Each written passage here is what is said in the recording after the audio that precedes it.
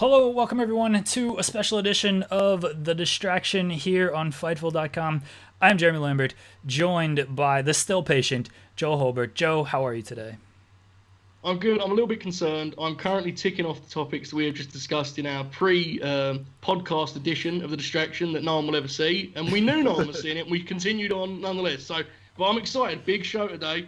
Jeremy, this is a very big show. This is our WrestleMania, right? Our Wrestle Kingdom, if you will. This is our Wrestle Kingdom and WrestleMania. They were both two nights. Yes. We've got two guests today. Part one, guest one, the esteemed gentleman Jack Crosby from CBS Sports. Jack, how you doing, buddy? Gentlemen, it's nice to finally be invited on this show. I try all the time, and Joe usually just tells me to screw up. You've got heat with Joe. I don't know why this started, but you've got heat with him. The John Cena slander. There's no need for it. Yet he continually floods my timeline with that toxicity that is the John Cena slander, and I can't have it. I won't have it.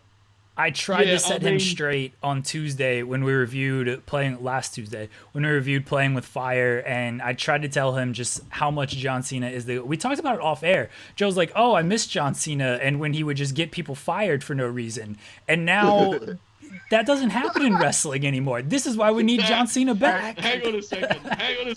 That sets a dangerous precedent for this podcast that I will not continue on, okay? You're correct. I may have said that in some words or another. Anyway, I want to get this John Cena thing out of the way because I had forgotten about it in our talks about everything else but John Cena. I like John Cena, okay? I do not like the fact that now everyone likes him because that means that I have no choice but to start disliking him. This is the way it works. This is the way social media works.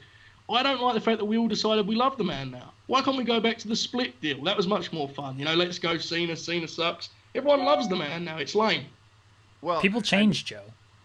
Yeah, like people evolve. Look at people like John Cena fans evolved with his hair. Yes. That's it. Like evolution is inevitable. It's also a mystery. I want to do this as a topic, and this is the easiest wrestling chatter thing, and it's going to lead us down so many things outside of what I asked you. I'm going to just throw it out there. You know, you always see these lame Mount Rushmore deals, and people, you know, they make an absolute mess of them. They start throwing people on they just like. In all seriousness, when I say like that question, Mount Rushmore Wrestling, how easily is Cena on your answer, or is he not at all? That's my genuine question here. WWE or professional wrestling? Yeah, that's the correct question. Back to yeah. See, that's my when people do that though too, because they're very vague. Yes. And because there is like a WWE, absolutely not. John Cena's not on there. No, he's not. WWE, I think you can't leave him out though. Yeah, I mean, WWE is really, with a guy like him, his work is literally just in that world, I guess that's the only way you can grade him, right? He's in that four, and the other three are Rock, Austin, Hogan. Are we all agreed there? Yeah, and I mean, look, I get that people just, like, they have to break down everything. Hulk Hogan, shitty person. Hulk Hogan built that company, yes. Like, both of those things could be true. Yes, he's not banned from the Distraction. I want to make it clear. Is he not? Banned. Why haven't we banned Hulk Hogan? Can we at least ban Linda? We can ban Nick. We can ban Nick Hogan. We can ban. I just want to make it clear that in our search for interviews, now that we're branching out, we're bringing on esteemed guests like this. I want a Hulk on the board. I don't know what he's at with podcasts. You know, I've already said I want the Undertaker on it to talk about the last ride. He hasn't done enough interviews, so I would like to get. I'd also like. You're gonna love this. I mean, not me, but Brian Campbell. We have an Undertaker interview coming. Oh my goodness! Really? Brian interviewed Taker today for us at CBS Sports, so we are on the board. Tell him to send over the quotes so I can run the article. And actually, by the time this comes out, the article might already have been run. Tell him to send it over so I can do the article. What we really need to do, Joe, is we got to scoop Shawn on the Sting interview. He's been pushing for this Sting interview, and I think if we get it first, that would be a feather in our cap. Shawn would fire both your asses if you get a Sting interview. I'm very angry at you, Jeremy, and Jack, you may fall into this same crime. I'm not sure yet. Oh, no. What was the deal with people not liking this Sting thing? It was tremendous. What did you guys want? I don't know if you I'm talking to Jeremy here. Jeremy, what did you want from this Sting thing? You got him painting his face. It ruled. What was your issue? Did you watch this, Jack? Did you watch the lost tape of Sting? Wow, great. this is awesome. That I did 2 nights ago randomly. I was looking for something to watch. I saw it on my Twitter, advertised on my Twitter timeline. So I said, "Oh, I'll turn that on really quick." Well, the first thing I thought was, how much more of that WCW footage are they sitting on like that? I didn't know they did that back then. Yes. Yeah. Like, how much more are they sitting on there? My fear is that being released that way suggests they have none other at all, because it was like the footage of Pillman and Vader doing like the talking head thing was the best part of it. Obviously the Savage stuff, but Vader just talking earnestly was great. I thought. Like one of the first things I thought was, now hold on, do you bastards have footage of Arn Anderson stabbing Sid Vicious in the hotel? Were you traveling? Were you hauling cameras around when that happened? I bet you were. You got it in the vault somewhere. I want to see it. Well, this vault deal is fascinating to me. I want to know whose job it is to be like, anyone thought about releasing that Sting 15 minutes from 25 years ago? And they're like, what pay-per-view? Oh, the one where he had that totally inconsequential pay-per-view match with Big Bubba. Well, oh yeah, that one. Yeah, we'll do that. It's so weird. I also think they're shady. You guys want to know a conspiracy theory I have? And I will not. I swear they've had the Tom McGee tape all along. Oh, no. You cannot tell me they did not have a copy of that. They had it, and they sat on it. But then somebody had a brain and said, look, man, people really care about this. So they undercut Conrad is what you're saying, because Conrad is gonna do this at StarCast, and then the week after the announcement, they're like, "Hey, we got the actual tape here." I'm telling you, they've had that tape all along, and because pre-internet, pre-Twitter stuff, I remember hearing about it before Twitter. I remember reading about it, hearing about it, and being like, oh, that's a pretty neat story. But then, just like anything else on the internet, it starts to gain traction. And probably to undercut Conrad. Yes. They said, all right, here, watch this. And I'm appreciative, but they're hiding some shit in Stamford, Connecticut, man. And I'm only 2.5 hours away. One of these days, I'm just going to get aggravated, drive up there and say, let me in. Okay, I've got to say this, because this is it's a hot take.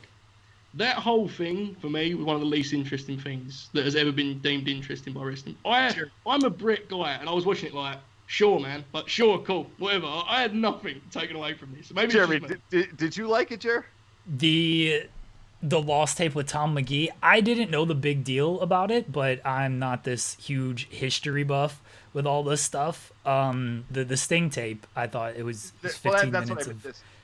Yeah, the Sting tape, it was 15 minutes of him painting his face. Look, I dressed as Sting for Halloween when I was 8 or 9. I know how long it takes to do the face paint, okay? I get it. I don't need to see him actually do this. Yeah, it was so fun to have WCW content that wasn't made purely to be like, how'd they mess this one up, huh? I just had a chance to just enjoy WCW stuff for a while. That was the underlying theme of this whole thing of look, they had this huge star in Sting, and then what'd they do with him? No. What happened? No. That was the underlying shot of this whole show. Let's all calm down. Now, have you both seen the Monday Night Wars series they made? The big propaganda war piece. Oh yeah, two, 3 times over. Yeah, so I've just started the rewatch of this, and I am in awe of the fact that the NWO episode, which is an hour long, even that is not an hour of just NWO. The last 10 minutes then being then we learned in the DX, come at us. It was they just could never let us win a moment. It's not even an episode of victory in that show. It's terrible. It makes me very mad. Well, they didn't win a moment. They lost. So that shouldn't be forgotten, Joe. The losers should not be forgotten that they are losers. I disagree, but carry on.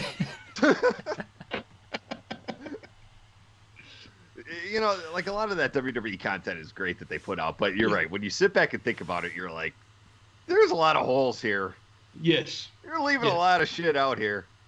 This doesn't make sense. The Ruthless Aggression one is great. I didn't like it. I say great in that just the gaps they don't fill on that show. Yes.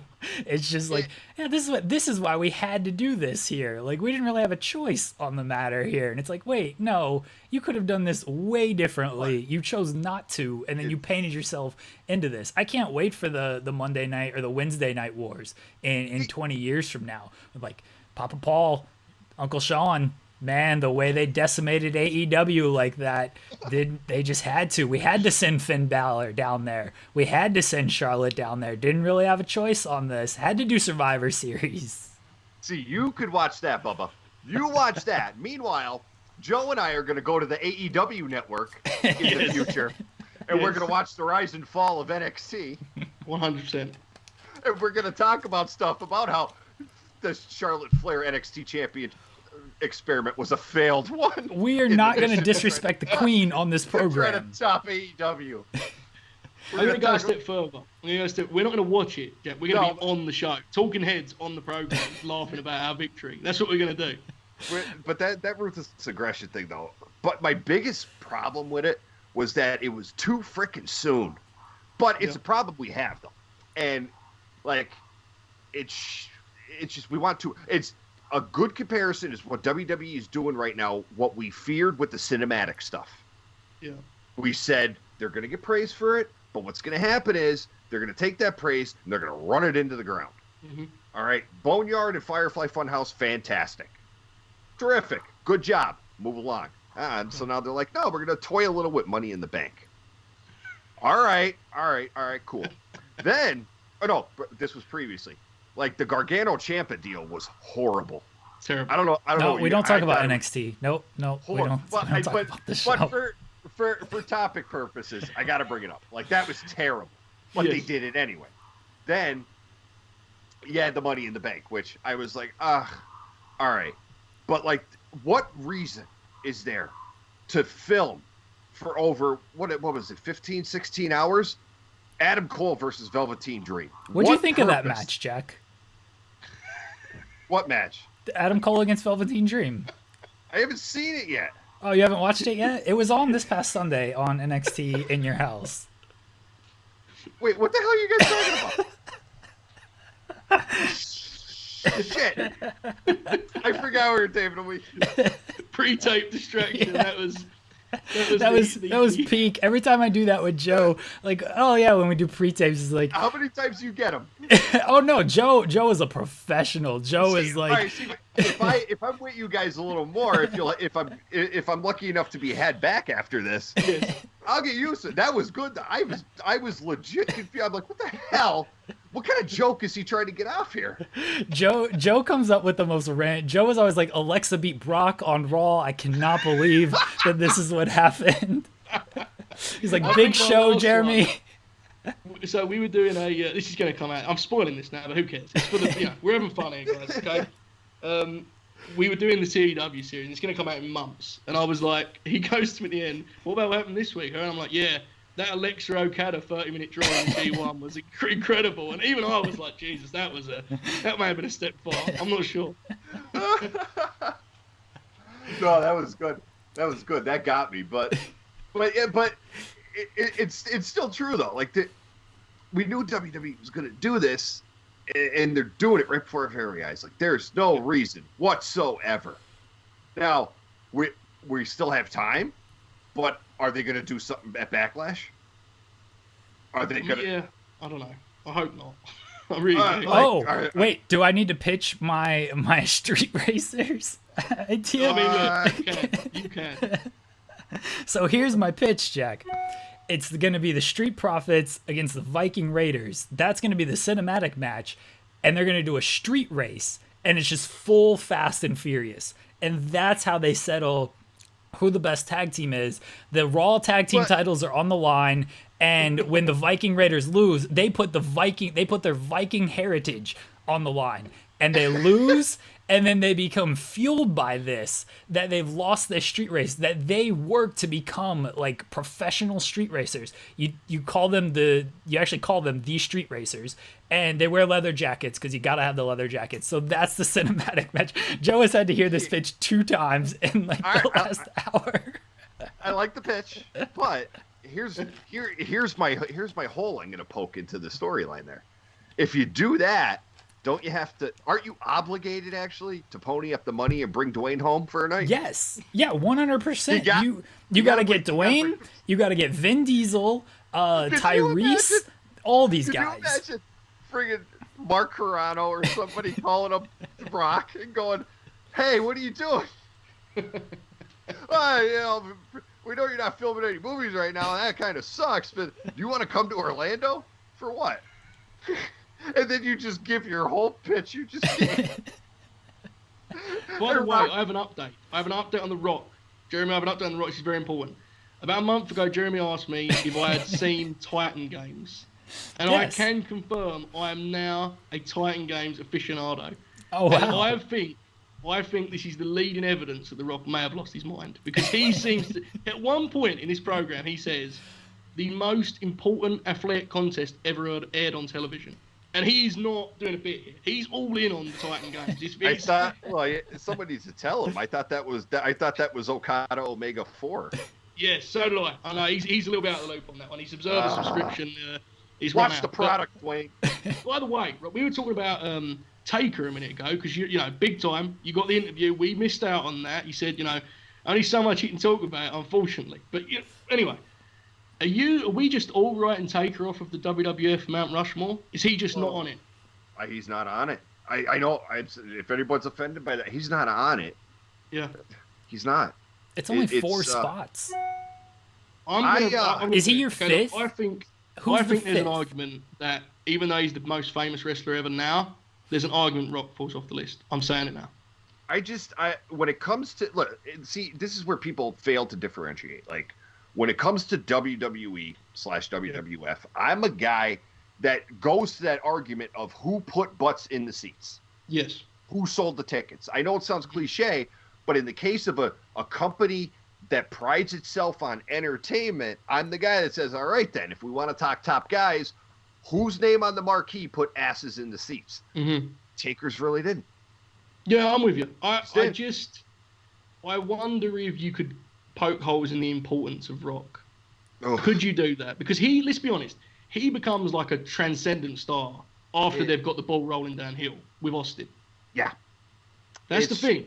And also, like, and we will probably never see this again in wrestling. Like, I know you say never, but there's a good chance you do never see this again.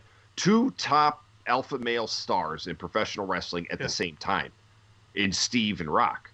Mm-hmm. Like, that's absurd. And think of all the way back to the Lou Theszes and the Buddy. Like, there was always just one guy. Mm-hmm. But 2 guys like that, yeah. You'll never see that again. They were so great that they convinced people Triple H is an actual one of the all-time feats in professional wrestling. They and Mick Foley. Yes. Rock, Austin, and Foley convinced people that Triple H... because hey, you know, guys, there are people out there who, when you say WWE Mount Rushmore, they're gonna put Paul Levesque on there. And now, do I want to smash my phone off a wall when I see that? Sure, but the fact is, it exists. The thing is with Triple H, it's a middle ground. I'm not one of these people that's like, don't lie. Anything Triple H. No, I'm not. Honestly, there's moments Triple H is great in the ring. The promos I can always kind of miss. To be honest, I've never needed that. But I do find it interesting that they have managed to put him into this extra conversation of, like, the titans of the industry. It's amazing to me. Who is Mount Rushmore, like, WWE workers? You can only take their WWE career. So, like, Flair, Steamboat Series, like, doesn't count. Even, like AJ's old stuff doesn't count. Shit. Perfect. Bret's in there. Bret's in there. Yeah. Bret's in there. Shawn has to. I'm not a Shawn guy, but he's 100% on that list. I gotta put Hennig. I gotta put Kurt Hennig on there. I'm trying to. This is the only thing. I'm trying to think about. Brian's a no-brainer too. Yeah. I think Brian is there as well. His WWE work is obviously great, but his work outside of WWE is just so much better. Well, I mean, I don't know if I've ever told you guys this, but I mean, I've said it on when CBS used to have the podcast, and I do get some. In my belief, like just like my criteria, I believe that Bryan Danielson is the greatest professional wrestler of all time. Okay, I want to get. I like this topic. I really like this topic. When all my criteria, Bryan Danielson and all the wrestling I've watched in over 30. He's the greatest of all time. The guy can do it all without fail. It's insane. I am absolutely not going to disagree with that comment.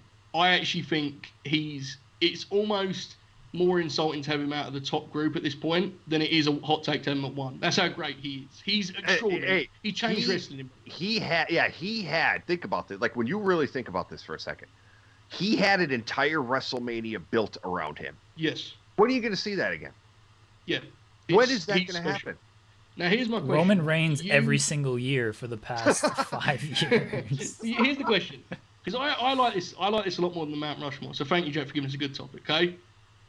Like, when you say greatest, how much are you weighing in promo? Because I'm not saying he can't promo. He's a very good promo. I'm just wondering for you how much the whole package is involved in. He's good enough to have me. I agree. Like obviously Brian's not a Dwayne Johnson world beater type. You know, yeah. He's not, but he always gets the job done in an effective manner. Here's my one with this. I think the guy I'm about to name is not as great as Daniel Bryan. So this is not a list thing. But if you said to me I could watch one of their matches, I would take this other name. I think it's time to start putting AJ Styles in this competition. I'm not going to fight you on that. Because I think this is such a strange thing to say, so I know it sounds insane, but I think Bryan is greater than AJ in that I think he's smarter in some ways, subtle-wise. You know, subtlety, like he can do certain things without being kind of flashy.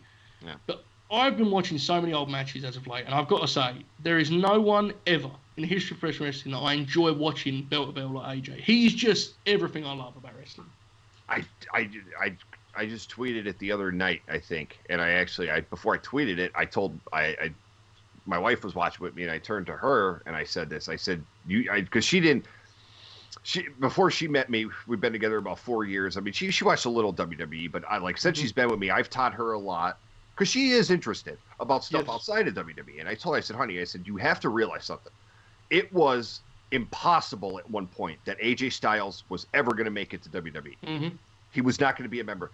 And then it was, all right, if he does, though, maybe our U.S. title reign, job to a few guys. AJ Styles came in 2016 and basically said, watch this. Yeah. And AJ Styles not only took all those theories about how he was never going to work, or if he did, it was just going to work a little bit. 2-time WWE champion. Might be the Intercontinental champion right now. I don't know. That match airs tomorrow. He might not be. He might not be. At the time of the recording, but he blew the doors off the place to the point where Vince McMahon is loyal to him. Mm-hmm.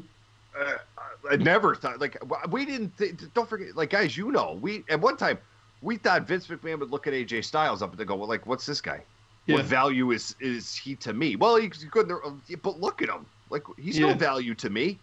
Instead, it's the exact opposite. Yeah, and also, it wasn't a, movement thing where bad booking, he legitimately, you can tell that the office in WWE was just he's top guy. He's an absolute top guy. We're making him a top guy. That speaks a lot to how great he is. It really does. I think people forget. Don't forget, AJ comes into the company at the Rumble, and at WrestleMania, they make that piss poor decision to have Jericho beat him clean. Yeah. Yeah. And we're and that's where we thought. That's where you kind of thought it started. You began to think, all right, well, here we go. Here's what they're going to do with AJ. Son of a bitch. But no, by the end of the year, he was a WWE champion. What the hell's going on here? And ever since then, he's just been a top consistent. I say the same thing about Kevin Owens too. He's a guy as much as I root for AJ, I probably root for Kevin tenfold, because there was a guy I used to watch a Ring of Honor, and I saw all the jokes. And he'll never make it. He'll never be this. And he's one of the consistent top performers in that company. The guy comes in, beats John Cena clean. Yeah, no, 100%. I think that needs to be counted into it when you talk about this stuff, because there is that context will be lost in history, won't it, a little bit? People just look at, as crazy as this sounds, guys, eventually AJ is going to be looked at as just a WWE legend. That's just a thing that's going to be happening. It's nuts, man. Because he's going to work there forever now. You know for a fact he's going to be an agent, trainer, whatever. Yeah. He's not going to be the kind of guy that leaves, I don't think. So it's just, I was watching some of his New Japan stuff recently, and I was honestly sitting there watching it. I was thinking, I'm not saying on a spreadsheet way where it's every match is 6 stars, but just watching him, he is top tier to me, clearly. It was that Japan run for AJ where he came over, he took over for Fergal in Bullet Club immediately, and then wins the IWGP title in his first match. Yeah, there was like, I think that was a point in his life and career where I think AJ found himself because he put up with the TNA bullshit for how long? Too long. He goes over to Japan, and Gato and those guys just tell him, "Hey, man, just let it loose." Yeah. And AJ's like, "Really? Just let it loose, dude. That's all you got to do. No one's gonna just get in there with it, just go." And it was like you started to see this next evolution of AJ Styles that we have today, that I think actually helped his confidence in WWE. I think.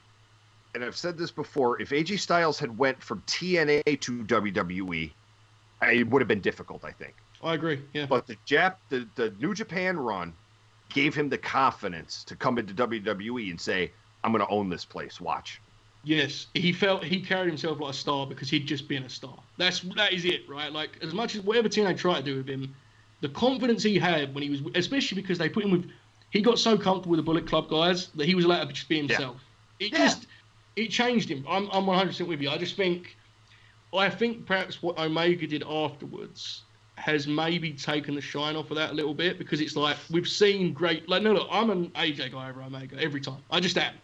Yeah. But I think to the general, I don't like the phrase smart fan, but the one, the fan that watches New Japan, it's like, well, yeah, AJ had great matches with Tanahashi and Okada. Look what Omega did with them.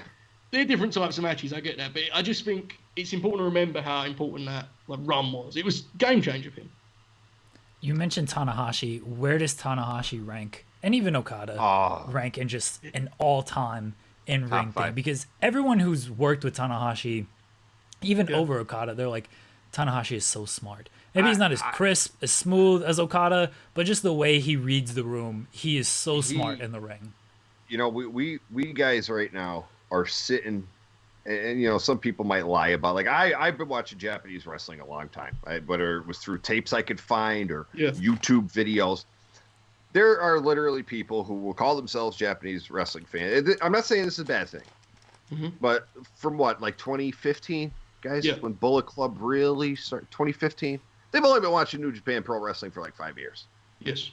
This is me. I don't know if it's Jeremy. This is me. You're describing me. I have not been watching New Japan. I've gone back and rewatched stuff, but I haven't watched live. What people don't realize about the greatness of Hiroshi Tanahashi is that New Japan Pro Wrestling was in the grave. Yes. And he single-handedly not only revived it, because Antonio Inoki, legend, again, we're talking top 10, like Inoki's in there, what the guy's done in the wrestling business. But he damaged that company so badly when he tried to turn it into a hybrid MMA pro wrestling thing. And everyone hated it, yet he kept trying. He kept pushing the issue. Along comes Hiroshi Tanahashi, who just picked it up by himself. Like, we don't have New Japan Pro Wrestling today if it's not for Hiroshi Tanahashi. Yes. It's just that simple. The thing that's really interesting about Tanahashi is that stylistically, there is few wrestlers ever that have an identity like he does. Like, he was very bold in the way that he chose to wrestle. Like, I don't always love the modern Okada main event where it's like, you could sit on your phone for 20 minutes and miss no detail. And I'm not trying to discredit. I'm an Okada guy. It's the truth. Like, some of the matches with Sonata are a perfect example, right? You could walk in and be like, yeah, great match, 5 stars.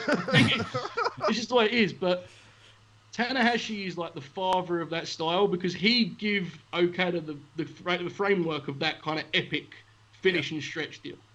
And I've got to be honest, like you say, to me, just my personal opinion, you said Bryan, I've said AJ, and then you just mentioned Tanahashi. Those three for me are like, I'm not sure I have anyone as great as those guys. Tanahashi, the way that he can get over, his moveset is so simple. It's so simple and basic. And as you said, the execution isn't even perfect always. He gets all of it over. He's just a genius.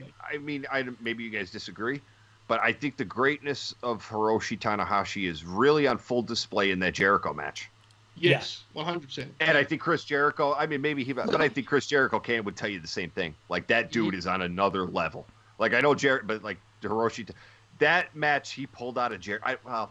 Pulled out of Jericho. That's bad. That's bad term because like Jericho still, but just the match they were able to have. Like Tanahashi was such a big part of making that probably Jericho's best match of his little New Japan run he's been on.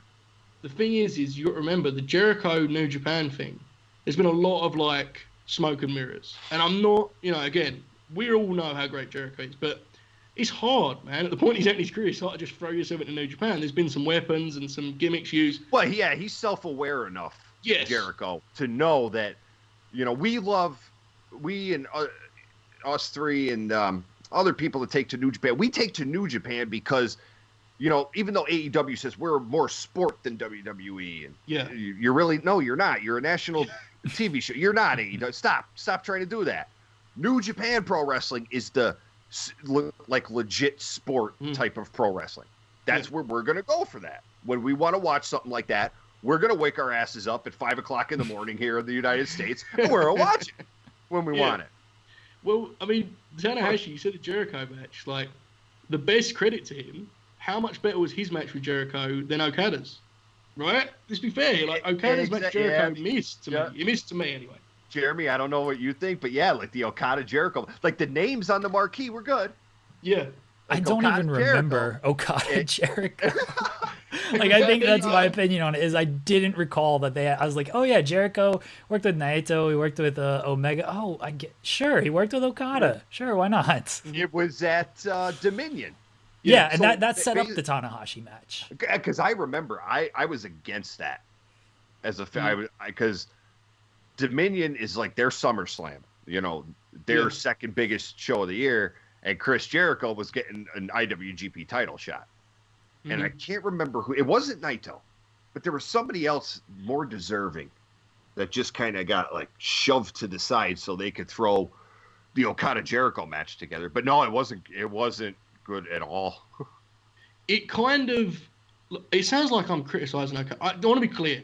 I think Okada is one of the greatest wrestlers ever. I love the man. I'm just, we're talking about greatness. And when you get that deep in it, you have to nitpick a little. I thought the Jericho match exposed a little bit, like, that formula he has is reliant on certain things that you can't always pull out, guys. And I think Tanahashi is better at simplifying matches. Well, do you mind if I pose a question to you guys now? Yeah, sure. Something that I'm really curious, since we're talking about him. When does, or if ever, when does Okada look at New Japan and say, there's nothing more I can do here, I gotta go? And where does he go? TNA redemption story. That's the only way you can do it. I knew one of you guys. That's the only way you can do it. Look, that's the surprise for Slammiversary. I'm going to spoil it now. They're not getting the WWE releases. They are bringing in Okada for the redemption story for Slammiversary. Because I mean, I think it was when Naito beat him back at Wrestle Kingdom. What's Okada's like 32, 33? Yeah, he's still young. Yeah. So, but I'm thinking, I'm like, all right, so we got Naito his proper championship run. This is great. This is cool. And I'm looking at Okada, and I'm thinking of all the greatness I've seen of him from the last 6-7 years in that place. And I'm like, but what more is there for this guy to do? And then, of course, your mind starts to think, well, now you got two options in the United States. Then maybe you got a guy like Nakamura, maybe kind of, hey, come surf with me over here in WWE. Like, it's cool, man. I just go to work every once in a while. It's not that bad, really.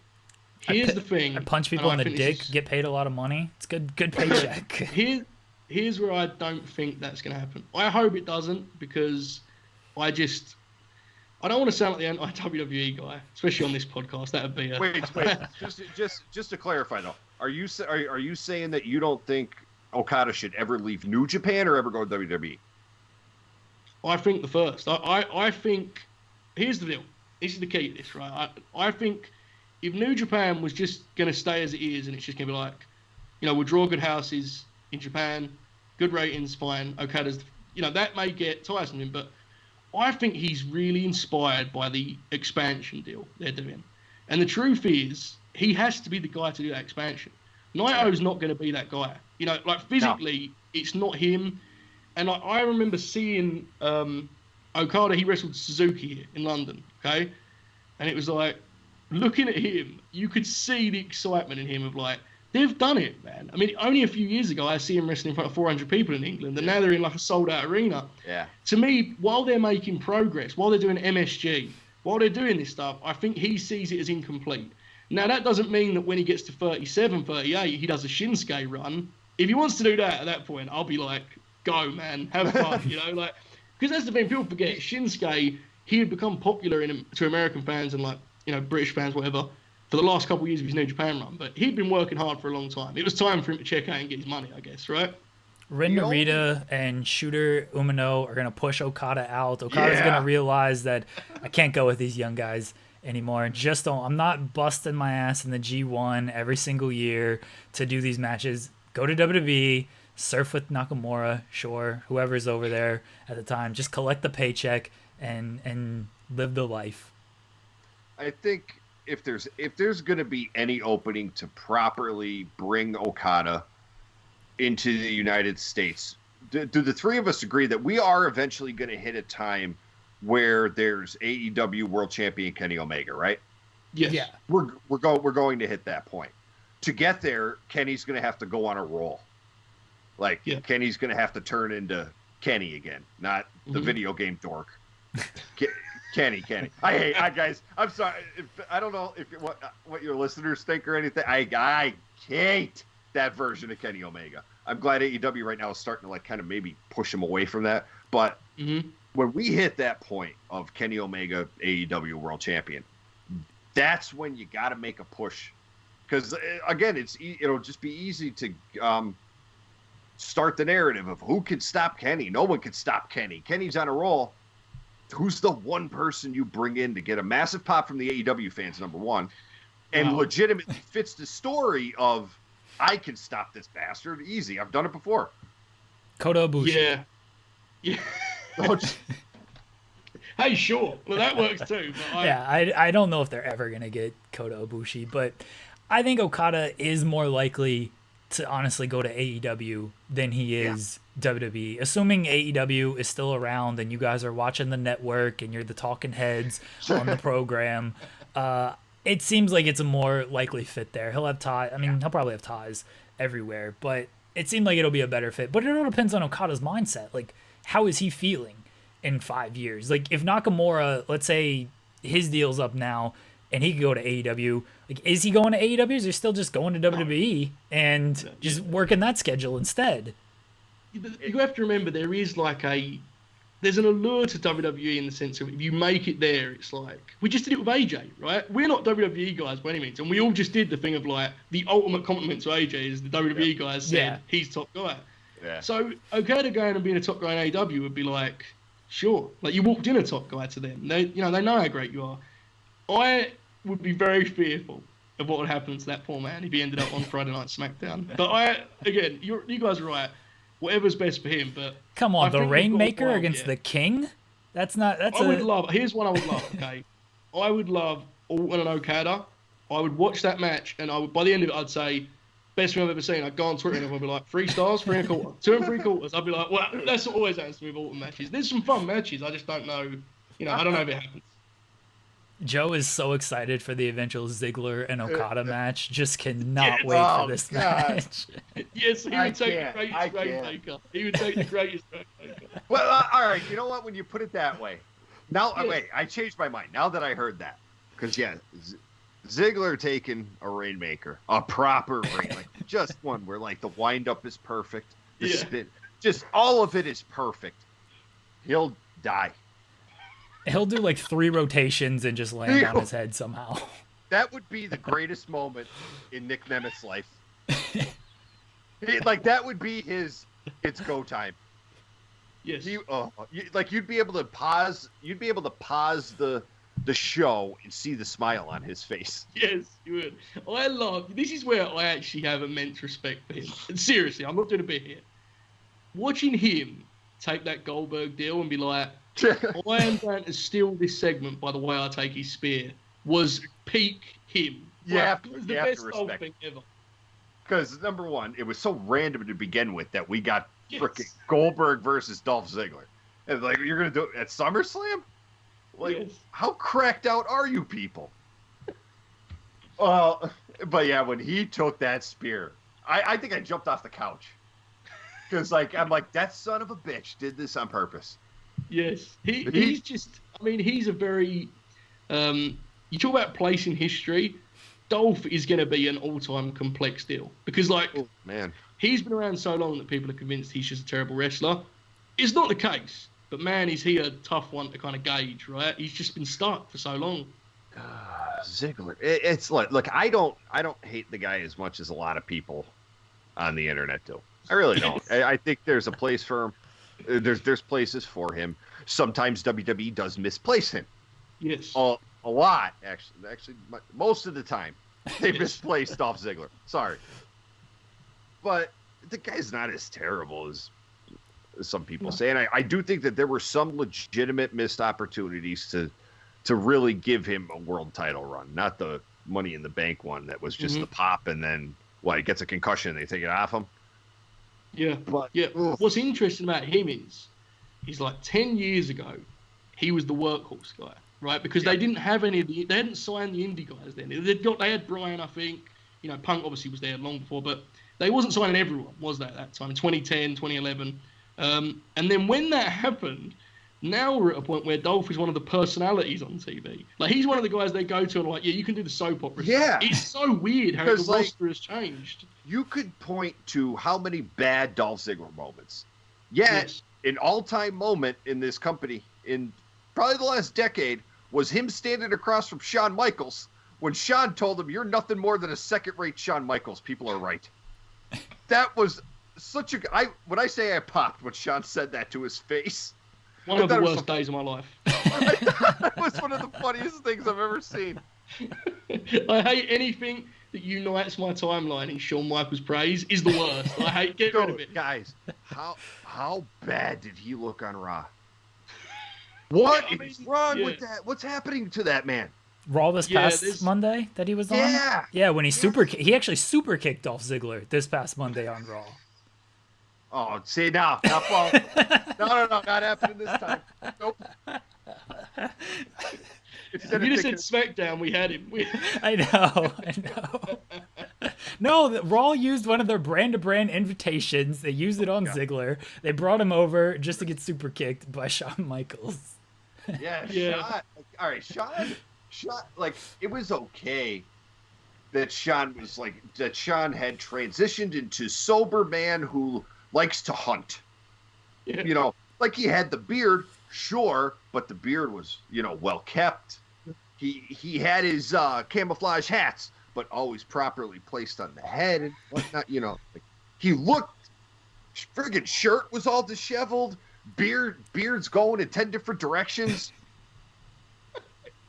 Look, NXT will own you, Jack. All right, it's been a rough couple of months for Shawn down in NXT. He's trying to get this Gargano heel thing over. He's like, oh, what color should Gargano be when he's talking in heel form?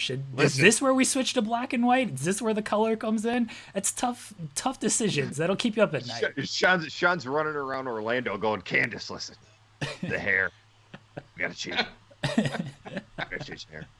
You can't be a heel, Candace. With the hair. Can't be the blonde. We were speaking recently about like the Shawn Michaels transition to the guy that just doesn't say anything on every network show he's on. He'll just say a bunch of words. You have to kind of piece them together for him. And we wasn't sure when it happened, was we? We tried, but we were unsure when Shawn became that guy full time. I don't know, man. No, you guys are right to ponder that because I don't know. The greatest example, we had two examples, right? Yeah. The head-to-head with Bret, where they talk about what happened. Poor Bret remembers every detail, and Shawn's like, may have happened, may have not have. I don't know. I wasn't there. Was I there? I'm not sure. And then, if he says it happens, probably did. Must be right. The other one, my absolute favourite by far, is the table for free, the ill-fated table for free with Kevin Nash and AJ Styles, which was half an hour of Shawn explaining to AJ why he will not wrestle him at an event that had already taken place, the Royal Rumble bit. He was just going on and on, and Kevin was even uncomfortable. He's like, okay, he gets it. Leave him there. My God. I'm laughing so hard because I'm picturing now Bret looking over at Shawn going, yeah, Shawn, remember you pulled the gun out of your pants? And then you pointed it, and Shawn's like, oh, maybe I did. Yeah, maybe I did, Bret. Yeah, I think Bret. Remember that you shot him in the face? It's poor Bret. It's entrenched in his mind, and he's mapping it out, and Shawn has no ability to recall any of this. He's just sitting there like, sure. I can see in my head now because when Bret's telling his stories, and we know how Bret, especially when he talks about Montreal, we know how Bret gets. Yeah. So Bret's going off, and Shawn's just sitting there staring off into space like, I don't know if this guy's telling the truth or what. I took a lot of pills back then. I don't know what's true and what's not. What's going on right now? Sure! You're a Bret guy, Shawn, right? Can we agree? Are we all on this? Oh, yeah. Yes. Yeah, by far, I'm the Bret guy. Man, you fit in great here. You don't like NXT, which is banned, right? You don't hate Dolph as much as other people on the internet. What was the other common trend with? Obviously, the Shawn and Bret deal. That's a home run, right? We don't invite people on here that like Shawn and Bret. I'm the Bret guy. I spend way too much money on Roots of Fight on that custom Bret Hart gear. I need to get on that trend. I need to. Oh, I got the pink Hitman shirt. I have the white Hitman sweatshirt. I have the old school hoodie that's just a giant Calgary ticket. Yes. I swear to you guys, I'll show you guys. I'll send you guys the picture after we're done. It is just a giant Calgary ticket with Bret there in trunks. These shredders. Like I love this very much. Look, Bret doesn't get enough credit, in all seriousness, for how great that pink and black branding was. Still to this day, hits home, right? Hits more than any current WWE wrestler by far. Natalia's carrying on the legacy. God. That was I'm going to end it there. That's how we're going to end this show. We're going to end it with a Natalya compliment because no one else will do it. No one else in the world will compliment Natalya, but I will because that's the kind of person I am. Yeah, you ain't getting that from me, though. We've been in the show for like 6 months. I don't think we've mentioned her once. So, I mean, feel free. Oh, I've never seen anything We bad just about mentioned her last week. We couldn't remember if she turned heel or not. Oh, yeah, and we only taped that 2 hours ago. Anyway. Wait, though. Hold on, Joe, not to interrupt. Please hold that thought. Okay. Did Natty turn heel? I have no idea. No. I don't think anyone actually knows. Wait, she was going on those temper tantrums. You missed Raw on Monday, Jack, where Natalya comes out and she attacked Asuka to really she threw her cats on Asuka to really solidify her heel turn. All right, you're bullshitting. All right, so you're bullshitting because I saw the Asuka clip on the WWE YouTube channel. You're lying. It may have happened though. By the time it may have happened by the time the show airs. If that did happen, there would have been an article by Jeremy on Fightful on how many millions of views it got on YouTube. True, 100%. That is how I know it didn't happen. Look, WWE, they've completely hacked our computers here at The Distraction, and they will listen to this show early, and Natalya will 100% attack Asuka this Monday on Raw, because we're recording this on June 4th, and throw her cats on her. And then when we talk about it on this show next week, everyone's just going to be like, oh yeah, that actually did happen. Like, they were right. That's what happens on this program. Oh, weirder things have happened, man. Stranger things have happened, both on this podcast and WWE TV. Jack, we appreciate you joining us. Go ahead and plug everything, buddy. No, I mean, if you can, give me a follow on Twitter like these guys do. It's at J Crosby CBS. And no, I just want to thank you two. Like, I love you two. I really do. When you guys started this show, I remember I was one of the first people to reach out to both of you guys and say, I think this is a fantastic friggin' idea. And saved Joe Hulbert's life by starting the show. Legitimately true. I mean, we meet a lot of people on Twitter with our careers and just, bullshitting around and stuff. And you two are by far two of my favorites. I've got to tell this story real quickly. I wrote an article. Jack was my editor at Fansided. And I don't even remember. It was like potential opponents. Oh, potential. I don't remember what it was. Potential opponents or something. And I had Kurt Angle as the potential opponent, and Jack is like, Kurt Angle's not coming back, dude. Like, we got to take him out. So we can't push this. And then literally like 2 months later, Angle comes back with like the Shield and everything. And I messaged him. I was like, I told you Kurt Angle could have been a potential opponent. For this. But see, no, the locker room had what, Mercer or something? Yeah. Because I remember at the time, Like, it was just like Kurt Angle is not going to wrestle. Yeah. So yeah, Jeremy did and hey, that's the relationship between a writer and an editor. You know, sometimes even the I admit I went to Jeremy. I said, hang on a second. Ain't gonna happen. I have to speak up here on behalf of the Distraction Podcast. He was just complimenting us, Jeremy. You just told him he had a victory over him 5 years ago. He could have just left that for another time. He was putting us out. He was giving us the rub. Come on, man. Time it better. No, he's a great guy. And you go, yeah, do you remember when I beat you at the time on the Kurt Angle scoop? That's how you get the full rub. You got to go over. Jack is putting people over. I'm letting you know I was going over way before all of this. Yes, he did. And I remember because I one of the things I was blessed with, not a lot, but a good memory. I remember that because I said, dude, no offense, you got to take Kurt Angle out of this. Like, Kurt's not. I think my rationale was like, look, maybe at WrestleMania he might get back in the ring next year, but he's not anytime soon.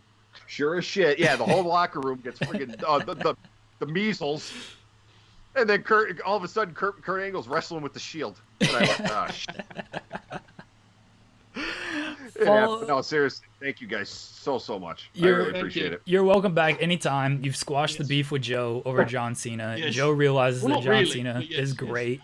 Now, you realize John Cena is great because we've told you John Cena is great, and it's 2 against 1, and you've just lost the argument here. We will be back for part 2 of this distraction extravaganza here on Thursday. We are back, part 2 of the distraction extravaganza here on Thursday. It is our Wrestle Kingdom. It is our WrestleMania. The very patient Joe Hulbert is still here. And now we are joined by the man, the reunion, the Dream Team reunion from Post Wrestling, Andrew Thompson. Andrew, what's going on, buddy? My guys, Joe and Jeremy. So good to be back, man.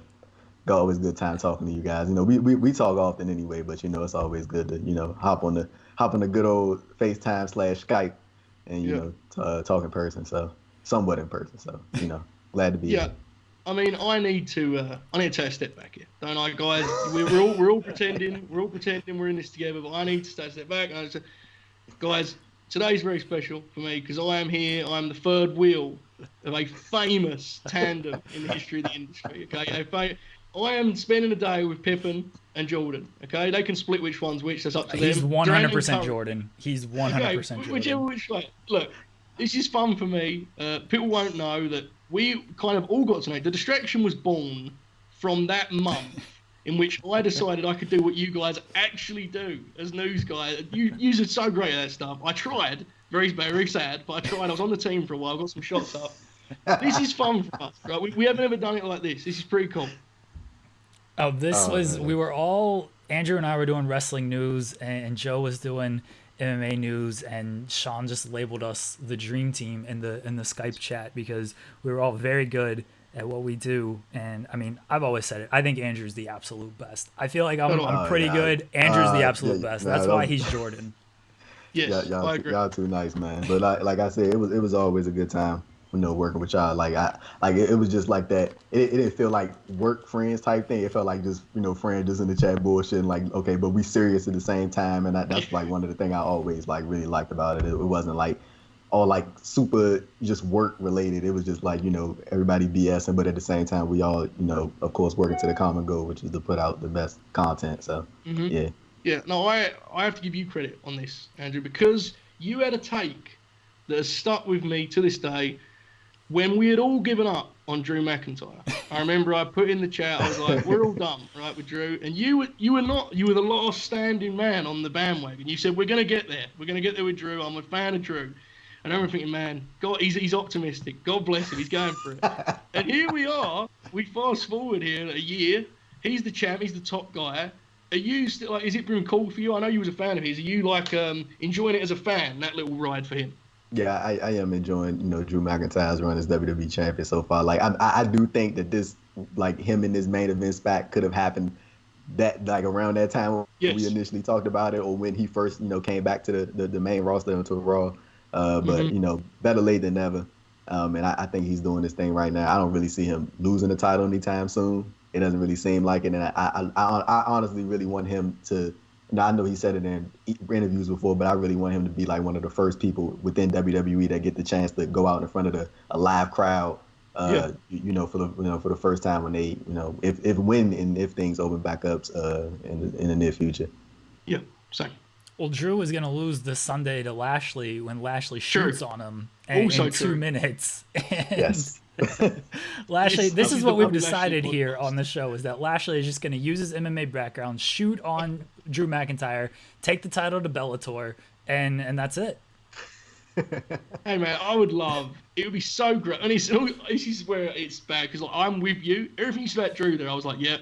Agree. But man, if Bobby won that title, I would explode. I'd be so happy for him. He deserves it too, right? That's the tough thing about this thing. It's difficult to make. I feel like Bobby Lashley is like sort of this like in a weird space right now, because I feel like he's starting to like really hit his stride. But right now they're in the middle of the Drew McIntyre run, and you can't just end it. But like at the same time, Bobby Lashley's doing some really good stuff, and everybody's been saying like since he came back, they like, well, you need to find something for him to do. Mm-hmm. They finally found something for him to do, and it's working. But now he's just caught in the spot where it's like he's being used as like a transitional challenger to wherever they end up going for SummerSlam. So it's like, but I think Bobby gonna get there. I would say next year is likely he'll be WWE champion. I think. I mean, I would dismiss that, but you were right about Drew, so I can now start celebrating. I can start celebrating the Bobby Lashley title. It's gonna happen. He's ahead of time. I know it's gonna happen. As I always said, Andrew has the script, so he's got the script for next year. Bobby Lashley is going to get the big win next year. Yes. I remember me and you were talking about I think it was the Finn Balor Gargano storyline and how that whole thing was gonna play out when they, what was that, Takeover War Games? Yeah, we were talking about that, and that whole storyline played out. Me and you were just like BSing on Twitter about how everything was going to play out, and it played out exactly how we said it was going to play out. Like that, got the book, man. Yeah, that's this podcast is all about. Like, they steal from us all the time on this podcast. All the time. That's all they do. Vince and Tony watch this podcast. They hack our computers, and they just take all of our ideas. One day they'll give us royalties for it.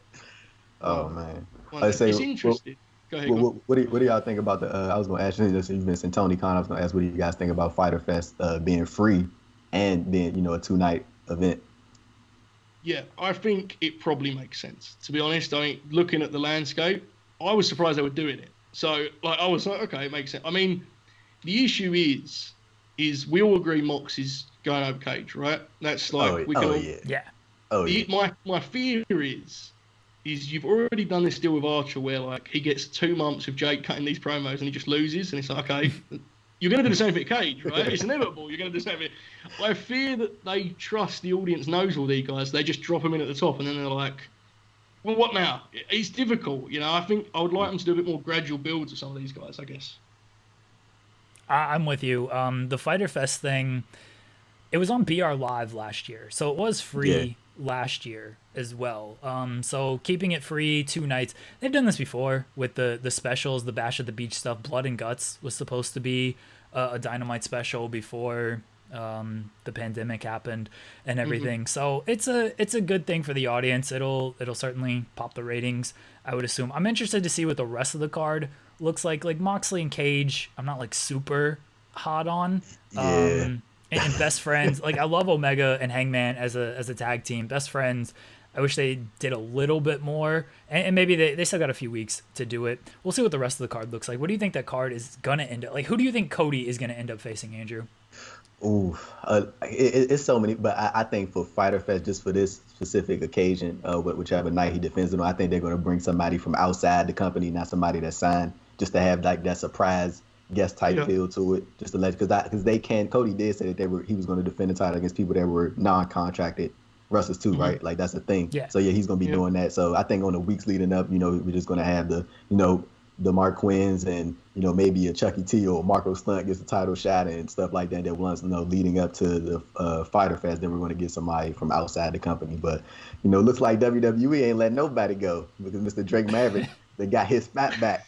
That's how you do it. Look, I commend him. Like he didn't want to lose his job, so he went out and he put out the public message, and look where he at now. Now he's still with the company. I respect it. It's such a strange one because like everyone likes Drake, right? We all like Drake. Yeah. We all think he's tremendous, but it's just it's so weird that what you just laid out is actually what happened. Like, he actually posted a video and there's like, oh, I guess we have to bring him back then. I don't know. Like, I'm with the idea that his performance has earned it, but he was already a great performer, right? They should have known that before they cut him. I don't want to go back into all that stuff, but it is interesting that what you just said isn't even an exaggeration. That's actually what happened. He posted a video and it was like, oh, it's an angle. Sure. I don't know. It was weird. Yeah, the key was what he did was he tagged Shawn Michaels and Triple H in the tweet, so they got every single last notification, every comment. Like, and that thing had like at least 10K retweets, like 26K likes, and that thing got seen like at least 1 million times on Twitter. So they got every single last notification, and he worked his way back into getting back a contract, and then he made it to the finals. And I know some people kind of disagree with how playing off of real life, really releasing somebody and then actually using it as a storyline. But I mean, looking at it, hindsight being 2020, it seems like that's kind of what he wanted to. Andrew is frozen on us. He is frozen. I thought it was just me. No, he is. Hopefully it just pops back up here in a second. With the Drake Maverick stuff, we discussed that last week with what was going on with him. That's where Gallows and Anderson messed up. They should have tagged Shawn Michaels and Triple H on all these. Joe, you listened to that podcast. Yes. I can confirm that I don't think that was considered by either of those men. Based on what I've heard, I would suggest they did not consider doing the big tweet, I would say. There we go. Andrew looks like he's back now. He's back. Okay. And of course... I think he's back. Hey. This is peak distraction. I was going to say, this is 100% peak distraction where we just have technical issues, except they're actually on air this time instead of off the air. Usually it's just 30 minutes of technical issues off the air, but Andrew is just... Hey, can y'all still hear me? Yeah, we can hear you. We can't see you. I was like, well, yeah, I just switched it. I don't know why my connection started tripping all of a sudden. That's why I just went to audio only. Okay. I'm going to turn it back on though. All right. Oh, if it happens again, we'll just go audio only, and people can stare at that awesome profile picture. Yes, I agree. That we use. We used to use that as a meme all the time in the chat. Shawn would always post it when we would say something, and we would post that because it's an amazing picture. I'm glad people find humor in my young childhood. That's that. No, I actually the story. If anybody wanted to know the story behind that, it was when I think I was in first grade.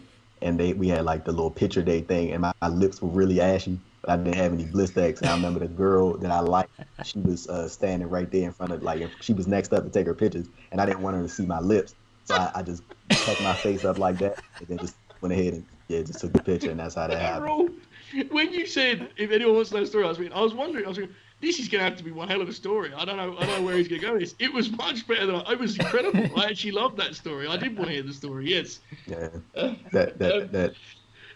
I wanted to ask you, because we've chatted a lot, right? But we haven't always spoke like a ton. You probably done more with Jeremy about just general wrestling chatter, which is why the Drew thing stuck with me, Andrew. I know that was a big victory in my mind for you. I saw that as a win. Wrestling taste-wise, are you a guy who's like, I watch all these shows, but Dynamite is my favourite? Do you have a comfort with the WWE product? Where are you at on that whole thing? I'm not too sure right now. As far as like the WWE versus AEW just pure enjoyment, or even if you prefer an alternative to those two, but just generally speaking. Normally, honestly, like I just try to like enjoy everything for what it is. Like, of course, there's like it's stuff that I like and that I don't like. Like I can be like very nitpicky at times, but at the same time, I kind of just try to keep it like some of these products are not gonna offer like everything that I like, but there's like doses of what I like in both. So I try to like pick out what I like in each of them and try to stick to that. But like, of course, you come across your occasional stuff where just like this is just like complete foolishness. Like it is, and it's hard to ignore it. But like you also have, alternative. I mean, I don't want to get into the whole Impact situation. I think Jeremy know. I tell you off air, Joe, what happened regarding Impact Wrestling. Oh no, that's a story that's an off air story. I'm gonna write a book about that one day. But oh man, Yeah, but it's other alternatives. I mean, you can watch the NWA product. I think they got their Connie Land series, and I know you guys probably saw the story from Bushiroad when they're talking about rebooting New Japan and Stardom and stuff like that. So I'm really interested in that and see how New Japan goes with I'm assuming they're going to go the no fans route in the arena show. So I'm very interested to see how that plays out. Yeah, well, New Japan's interesting because, like, daily cases wise, Japan have got it like way under control. Now, this episode's going to air in a there you go. This episode's going to air in a week. So just to be clear to anyone watching this, I am not to blame if the Japanese COVID numbers spike for this episode. Look, no, Joe. What happened is yesterday, New Japan already announced they're returning, and they're running Dominion. Was that with Okada and Alexa on top in the main event? That's the Okada Alexa opening round G1 final. G1, I remember that. That was their big announcement yesterday. I remember. I'm looking forward to seeing the Rainmaker sequence of counters in that one. But anyway, from what I can tell, they've got COVID way under control. So I think you may see people in the building for New Japan shows not too far in the future. And boy, do I need that. I am looking forward to seeing that. But, I'm with you. I think you've exposed us a little bit there, Andrew, because you actually spoke like a professional there. Did you notice that, Jeremy? He was like, I find good in all, I find good in it all. I enjoy this. Whereas if you'd have asked us that, we'd have been like, we like none of these shows. So, you exposed us again. I appreciate it. We've been watching Empty Arena Wrestling for 5 months now and just ready for it to be over. Oh, my goodness. Oh, all right, that was funny. I didn't know that. That was funny. So before... Let me be real, because Joe just called me out. I'm tired of these empty arenas. Andrew came on here and thinking like, all right, I've got to be professional. I've got to, keep it under control and everything. That's not what the distraction is all about. We pull no punches. This is a shooters podcast, Andrew. That's what. Oh wait, that's WWE After the Bell. I'm sorry. Ours is just we've banned NXT. If you like NXT, we don't talk about that. So. That's banned from this program. Just let me be. I do enjoy watching wrestling, of course, but I'm just tired of the empty arenas. Because some of it is like even with so one thing that I specifically like about AEW is like I feel like the crowds are like just people are just being themselves in the crowd, but I feel like NXT like they're like cheer here, you boo here, like it's like it doesn't feel like organic. It feels like they're literally telling these people like when and how to react. And like I feel like with AEW is just like it's clear that you got the good guys on the one side and the bad guys on the other side, and people are just out here doing what they do and creating their own banter. Like you even had the stuff with Big Swole and Lance Archer when they were talking trash, and that even carried onto social media. Like it just feels like they're just more natural with it, opposed to how they're telling the people to react in the crowd in NXT. I mean, I think that's a trend in general, right? Whether AEW is good or bad, and sometimes it's both. Definitely, I'm not here to say it's perfect, but it does feel like people are being themselves more. There's a lot of kind of play wrestler in WWE, and I know that's like a cliche term, but sometimes people are playing characters, and it's very community theatre-ish almost. I don't want to make this a Seth Rollins podcast. We do more than enough Seth Rollins slander on this show without doing it now. But I'm using an example. Like making him the Messiah is very WWE, right? It's very like it has to be a brand and a thing. So I'm with you. AEW copied that with Shawn Spears. So I don't know why Spears, by the time this airs, will have been the world champion. Well, you know that now. Okay? So you have to be very careful what you say. He's got a glove now. I don't think you realise, okay? But anyway, I like Shawn Spears. Please don't get mad at me. Anyway, before you came on here, Andrew, we it's a two-part extravaganza. You're in second. We were talking great wrestlers, and it was the most senseless conversation you'll ever hear, wasn't it? It was just a load of names being thrown out. And we were talking about the credence there is to, is Daniel Bryan the greatest wrestler of all time? It's been a conversation. I wanted to throw at you, talking about great wrestlers, who's the first name to come to mind of people like, they're the elite in the history of professional wrestling? I think you got to throw Bret Hart in there. I'm a Bret Hart fan. I've grown to like, even though I'm considered a youngin in most eyes, I am a big fan of Bret Hart. I think you can throw Daniel Bryan in that conversation. I don't see why you can't. Like, you look at his body of work, just what he's done over the past 2 decades. Like you look at everything he's done, he's definitely in that conversation. Just as far as like, of course, when I feel like everybody knew what he was as far as pre-WWE, like as one of the best wrestlers in the world. But when you come into WWE, you got to fall in line with their system. And then, not everybody can do that. Like we've seen, I think the last person we've seen, like the last big independent star to come into WWE and actually make an impact and be able to remain who they are in a sense was AJ Styles. And and since there hasn't been somebody like that since then. Like I was always interested in the whole idea of Kenny Omega coming in, but like that's long gone. But going back to the topic, I feel like AJ Styles and Daniel Bryan, like the last 2 guys from the independent scene, the big independent stars that come into WWE and actually remain who they are and become bigger within the company. That normally that wouldn't happen. Those are the names we were talking about. Like that was the perfect icing on their career, right? It silences. Look, it's. For those of us that love wrestling, I'll just talk to myself. If AJ came to WWE and been a flop, I could still have stood there and said, one of the greatest wrestlers I've ever seen. But there will always be people that would say to me, yeah, but what about? He didn't work on Raw. Whatever that means. I don't know. It doesn't matter to me. But generally speaking, you can't discount how impressive it is that those 2 guys managed to become not just like impressive WWE guys.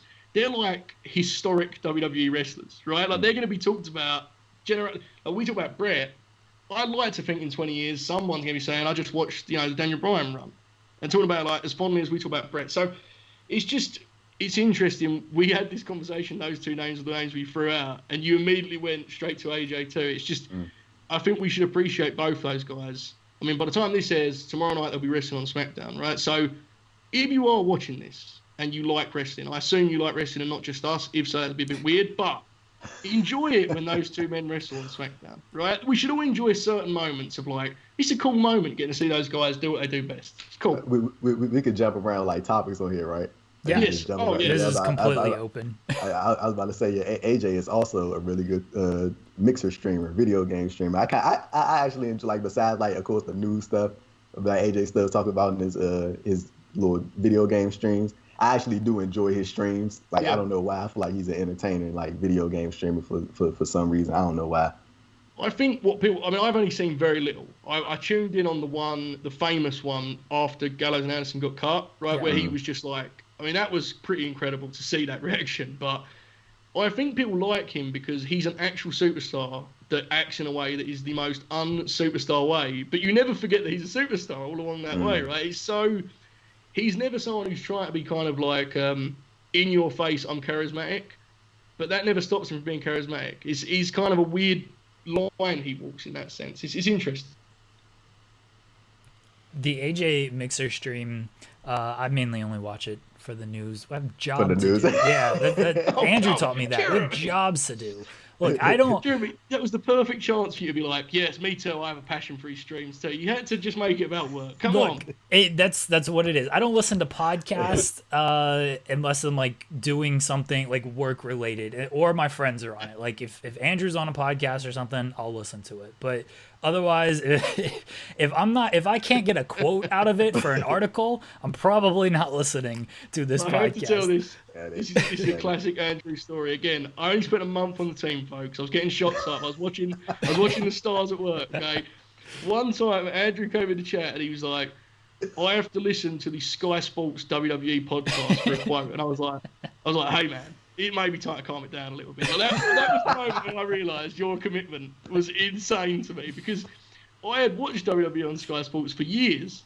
And I had never once even thought of like, yeah, I'm going to go listen to the podcast. You were doing it just purely work. I found that to be extraordinary. I really did. I'm not even doing a bit with that. I remember saying to you at the time, I was like, the Sky, man, you're all in. That was impressive to me. It really was. I was listening to Road Dogg on the After the Bill podcast earlier. They don't pull any punches on that podcast. No, they don't. But no, it was interesting. Like, I actually interested in hearing him speak about some of the current NXT people, and he was putting over Dexter Lumis like crazy. Like, talking about like how basically he was like they were looking at him as the next main event type of guy, and I'm like, he's like saying this publicly, like in the middle of this man's push, like they're looking at him like as one of those next guys and like throwing him in there, and they was like, he was a project that they were working on, like I guess like months prior, and like trying to do different stuff with him. Like he was like saying like Dexter Loomis was like they had him in the PC like putting people in like rear naked chokes and like licking them, and just to see how like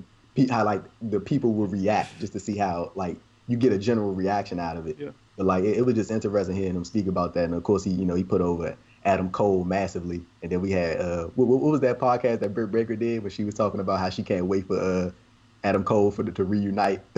Yeah, I think that was Unrestricted that she like, was oh on. boy. She did a bunch like back to back to back, but I think Unrestricted, she said like, yeah, Adam Cole, get back in there with the Elite and just be a big happy family again.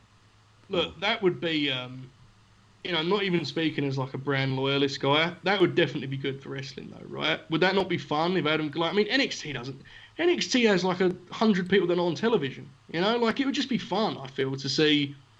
My feel with Adam Cole is, and I'm not a huge Adam Cole guy, I think he's very, very good. I don't know. Terrible Uno player. Absolutely garbage Uno player. I saw your tweet about this, but I can't speak to it. This is legitimately like the only non-work related thing that I'll watch is the up, down, down, the Battle of the Brands with Breeze and Xavier, and the Uno game, which is my most favorite thing ever. I've reached out to Xavier and all these guys. I want to write like the oral history of up, down, down Uno, and they don't contact me back. So if they're listening, and I know they are, get back to me so I can write the Uno history.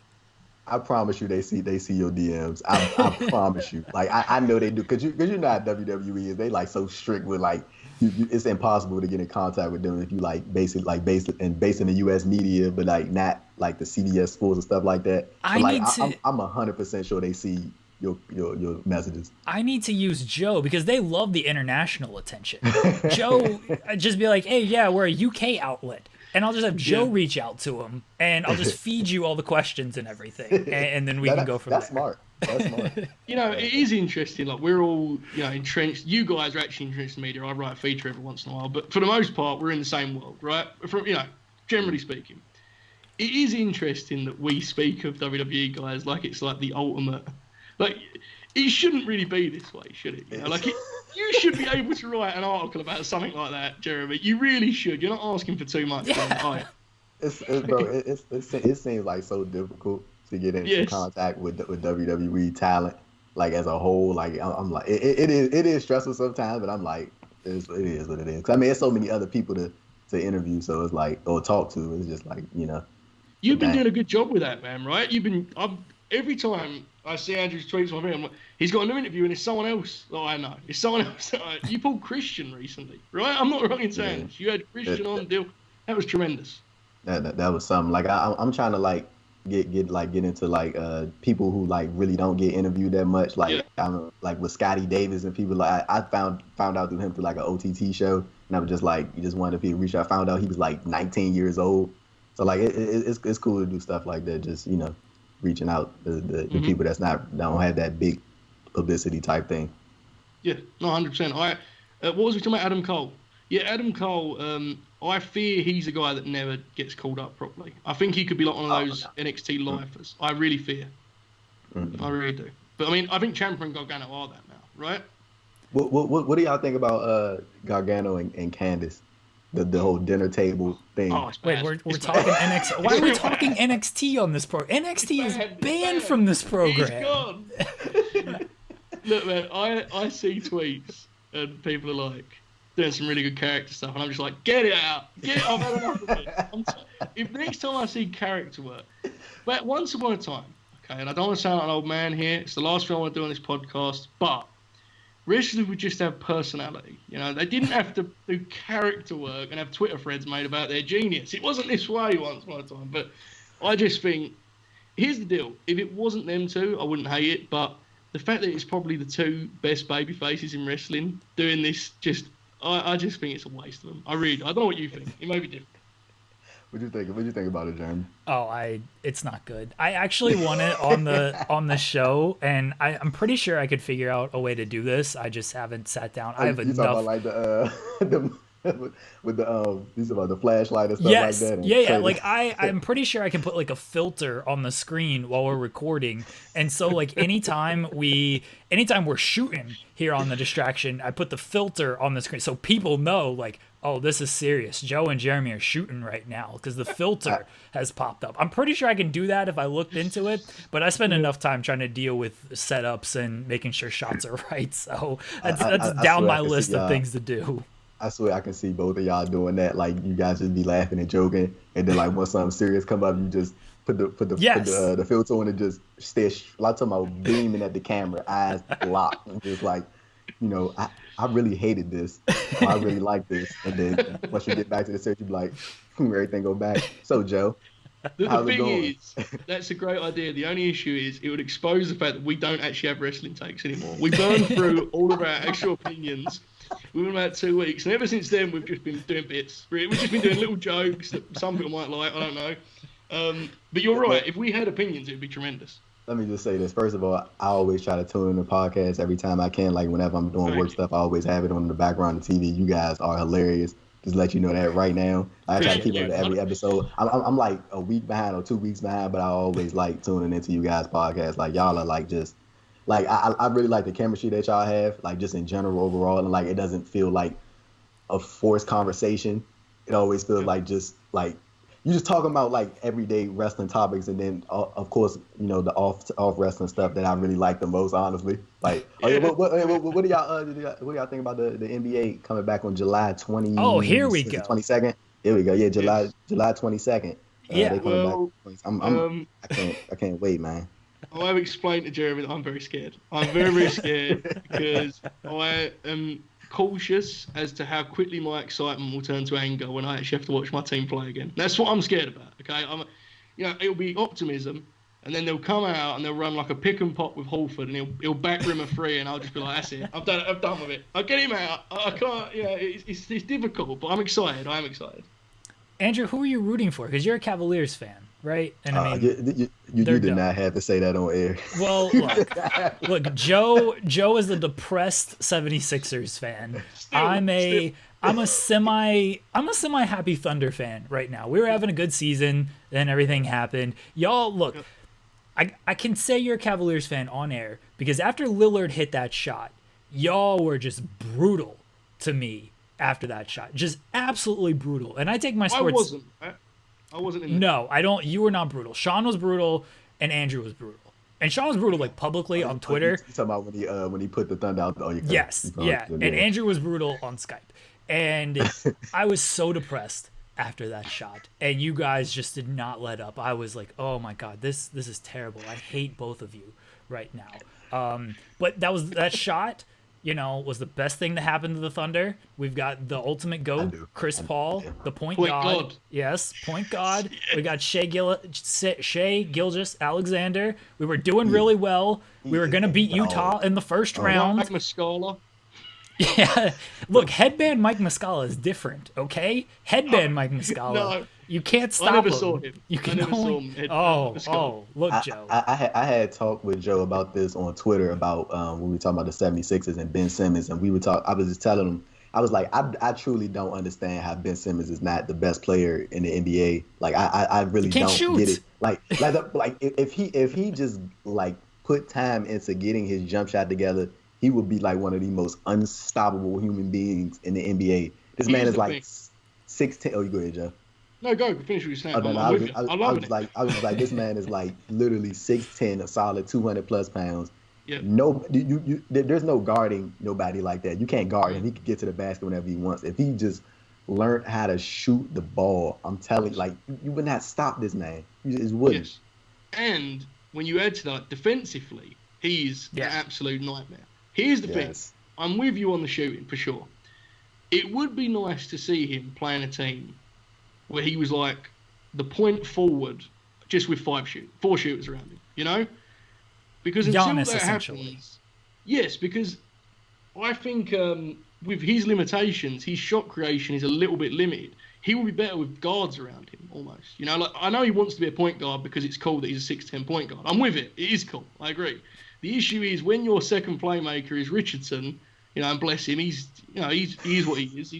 We could do with a traditional guard, is all I'm saying. So I'm with you. I certainly don't want to turn this podcast into the Embiid-Simmons debate. Certainly not what I want to do. But look, here's what I will say about Simmons is a lot of the things he does, he stands for a lot of the things that people like on NBA Twitter claim to love. Like, he plays really hard, elite defensively. None of it matters to these people because he can't shoot the ball. Like, he is the most hated player in the league just because he can't shoot the ball. Listen, I dealt with the most hated player in the league for the last 3 years in Russell Westbrook. We're not putting Ben Simmons in that category yet because they're different. Right? Look, I like Russ, but sometimes Russ, he can bring it on himself. He's a little bit angry at times, right? And he'll make defensive. My favorite Russ plays is when, like, Russ can defend, but sometimes he'll just decide he doesn't want to play. He just doesn't want to be on that side of the court, right? He'll just stand there. 99% of the time. Yes. And, like, so I kind of get why he's given that bad rap. I mean, it's a bit much. But with Ben Simmons, he literally just can't shoot. Coward, get him out. Get him out of the league, you know? Like, I find it interesting, that's all. And just to address the state of the Cleveland Cavaliers as a fan, like, y'all do not understand how disappointing it is. Like, just seeing the trajectory, the upward and downward trajectory of Cleveland. Yeah. Like, I first became a Cleveland fan when they first, when they I think I believe it was when they had when they had the whole the new formation, when they had Anthony Bennett, when they first got him. And I was like, this is gonna be the number one draft pick. This guy's about to be, like, dominating the league. I'm like, here we go. We're going straight to the ship. And then he just, like, fell off the face of the earth. I don't even know. I think he's in the G League right now, putting up some good numbers there. And then we had Wiggins, and I'm thinking Wiggins gonna be the man. And we also had Kyrie. And then, when LeBron came, that's when everything, of course, we went in and won the championship, but then things just fell apart after that. And it's just like, I feel like Cleveland is just one of those organizations, like, they are so focused on, we need to get the next star player, instead of, like, let's put a bunch of pieces together and try to make all these guys stars in a way and just try to power our way through. But, like, instead they're like, we got to find the number one guy. And then those guys end up leaving. And, like, props to LeBron for coming back and getting back a championship. But, like, it's just like with Kyrie Irving, it was just like they didn't put anybody around him for him to succeed as a team. But of course he succeeded as an individual. It's that deal that the Heat and the Clippers did last year, right? Where it was like, let's just do a competitive team. Let's not worry about, like, we can't win the championship. Let's just try to actually be a competitive team. Yeah, and that's where the Thunder are at right now.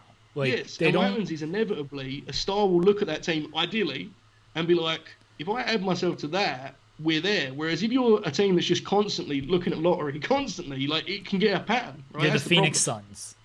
Yes, exactly. You're always rebuilding forever and ever. Yeah. Never to change. Like the Phoenix Suns, I don't recall the last time they made the playoffs. They've gotten multiple number one picks. I mean, they had Ayton, and I don't know. Maybe he'll turn out to be good. They should be better.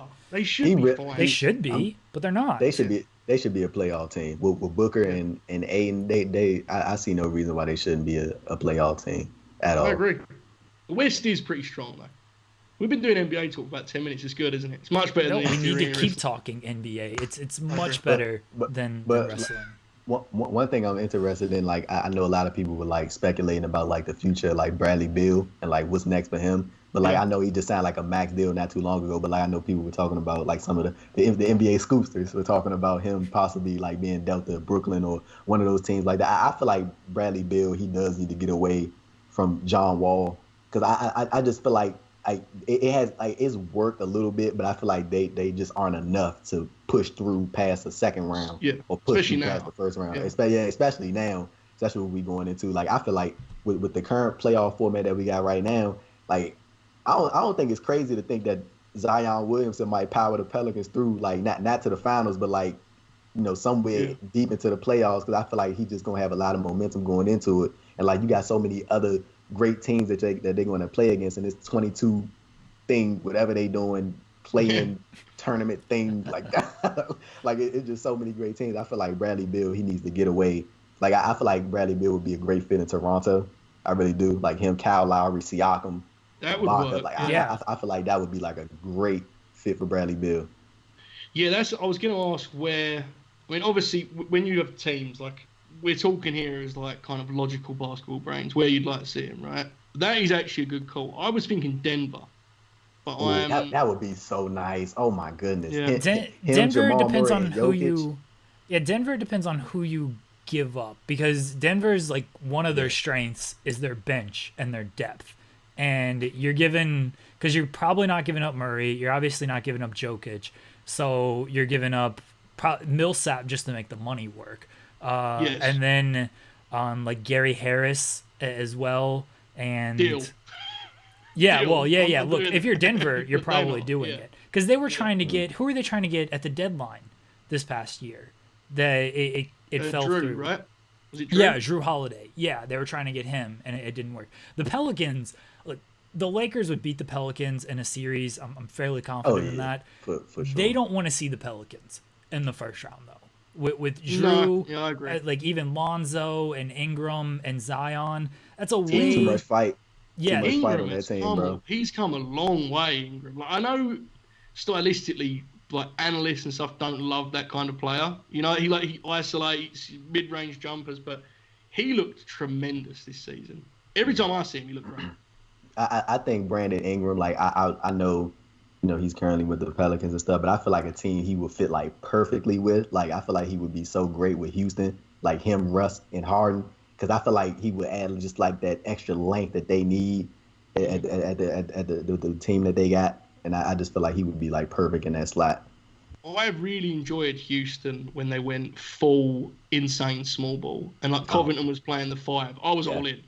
Because they managed to find guys that were not 5s, that were like they were just strong enough to get away with it a lot of the time. Not always. They had some tough nights. I remember they lost to the Knicks, but generally speaking, it was interesting to watch them.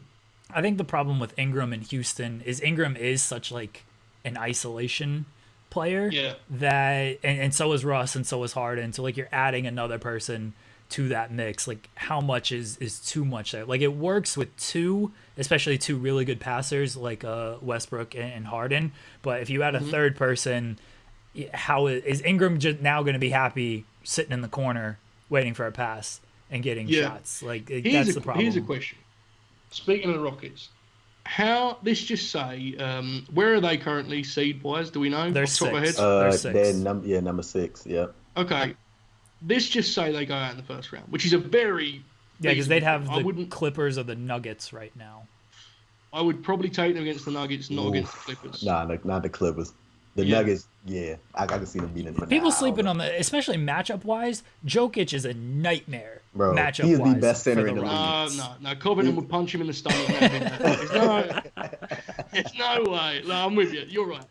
Denver, we just all dismiss very ignorantly because for some reason they don't fit our bill as a contender. That's what it is, isn't it? Right. They're a great team. You're right. But like no one looks at Jokic as like the superstar on the level, like even on like the level of a Westbrook. Like he's a better player than Russell Westbrook in 2020. Yeah. The thing is, I'm with you, but he also kind of benefits from it because, like, while he got some stick for the shape he showed up into the season, imagine, like, Westbrook did that. Yeah. He just played himself into shape for 2 months. He'd be like, it would be the end of his career, wouldn't That's it? what Westbrook did this season, though. He played himself into shape for 2 months. But anyway, it looked very different. That's what I'm saying. Anyway, the point is, let's say that the Houston go in the first round. How many more years do they keep going with the... I mean, this Harden-Westbrook thing isn't a long-term deal to me. It can't be. They're going to win in the next few years if they're going to win, right? We all agree on that. So I wonder where that eventually leads them, the Harden's thing, because I don't think they're going to win a championship. And in that case, how long do they keep trying to? I guess is my question. I feel like Harden is always going to be with Houston, but I don't think Russ is always. I think Russ was brought in so they can win a championship now or within the next 2 years or so. That like you said, I do not think this is a long-term thing at all. I definitely don't think Westbrook has more stake in Houston than Harden does. I feel like their long-term future is with James Harden, and they're going to ultimately build around him. But like as soon as Westbrook, like once it gets to the point where they feel like this thing is not working, he's out. Like I'm telling you. I agree. Yeah. The thing with Westbrook is one, he's got like 3 years left on his deal. So tough to trade. it's a tough contract to trade. Like Houston had to. I mean, look, people thought the Chris Paul contract was bad and untradeable. Houston attached draft picks with Chris Paul to get Russell Westbrook. Houston's going to have to attach more draft picks to try to get Westbrook potentially out of there. He's been good in Houston, at least since January, before everything kind of shut down. Like, he was really, really good. The coaching change is what will happen first, because D'Antoni, they haven't even re-signed him anyway. That poor man with his no center free ball. I mean, bless his heart. He sees it. He sees doom oncoming, doesn't he? He can tell. Yeah. You know, when he's sending Covington out there to guard Jokic, he sees the writing is on the wall. He's like, look, I got nothing to lose. They're done with me at the end of the season anyway, so I may as well do all this small ball, playing a small forward at a center type deal. Westbrook and Harden, it's tough to blow up because of Westbrook's contract, and then Harden, I don't know if you can just trade James Harden. James Harden's got to first pull back the reins a little bit and just not be willing to just, all right, I want to ISO all day and get my points. Like, he's got to actually try to play within some type of a system. Because imagine if James Harden didn't just stand at the center court while Westbrook dribbles. Like, if he stood in the corner and got some of these open corner threes, like, he'd be amazing. His gravity off ball would be insane. Yeah. He would pull defenses around without touching the ball. This is the part of his game that is like, I mean, we all talk about it. It's not under discuss, but it's just, I would love to see the impact. I mean, that's the thing with Steph, right? Steph's out there, he's impactful without touching the ball. Because everyone is like, moves. Okay, make sure. Yeah, just make sure he's moving off ball all the time. So, you're right. I just don't know if it's not going to happen with D'Antoni. He's very much resigned to just dribble it through your legs and shoot threes, James, and then watch the other guy do it. You know, that's just the way it is. D'Antoni, he never won a championship, right? No. Like, he's never won a championship. Like, but when you look at, like, the teams he's coached, like, he's always had, like, these, like, Western Conference final / like Eastern Conference finals. Like, he's like really good teams, but, like, they just cannot get over the hump for whatever it is. Like, even with that Knicks team, everybody thought that was that was going to be the team. That was going to be the year D'Antoni finally got his, and it just didn't work. Like, I don't know what it is, man. It just felt like that's, like, the story of his career. He always has these really good teams that's only good enough to make it to the conference finals, but never enough to make it to the actual NBA finals. I think this whole thing will, in history, be looked at as, you know, if Chris Paul doesn't get hurt. It will be, right? That's what we're going to look at. I mean, it's such an interesting thought. There's a part of me that thinks the Warriors just win. Because a part of me thinks the Warriors are always eventually going to come up against Houston, because there's something about the culture of those two teams, those particular teams, you know, the franchise in general. I just think there was something about Chris Paul almost felt destined to like it fall through his fingers in that case. You know, it's a shame. It's been really nice to see him kind of revive his reputation, because he's a tremendous player, all-time great player. It's just, I don't know if him and Harden were ever destined to win that championship. I know that sounds silly and cliche, but when you're playing against Steph, Clay, and Durant, it's like, I don't know if they ever closed that deal. I really don't, honestly. No, it's crazy that like we talking about these teams, but like I think Milwaukee, like everybody, Milwaukee's number one, right? They're number one in the whole NBA. But like, I feel like Milwaukee, they're not an NBA championship team. Like I do think they're a really good team, but I'm like, just Giannis, I feel like he's a really, really great player, but like he's not a closer. Like, I don't think they can go to Giannis when it's clutch time and they need him to knock down that big shot. I don't think he's that type of guy. And I think the same thing. I'm with you. I'm almost embarrassed by my take on it, because I shouldn't feel that way if I do. I think that's the most disappointing thing about this year. Is like Milwaukee was historically good this year. Like, all their advanced stats, all their ratings, their net ratings and stuff, like, historically good. And Giannis was en route to another MVP. The East, look, the East wasn't as good as it was last year. The Raptors weren't as good because they don't have Kawhi. The Sixers are who they are. The Celtics weren't as good. Like, I think Milwaukee's coming out of the East, and then, you know, okay, who do you play in the finals? Probably the Clippers or the Lakers. And can they beat those two teams? I think Giannis is the best player in the league. I think it's overstated that he's like not a closer, some type of choke artist or anything, because he's only 24, 25. Yeah. And it happened last year. Okay, they didn't win last year. They were up 2-0 on Toronto.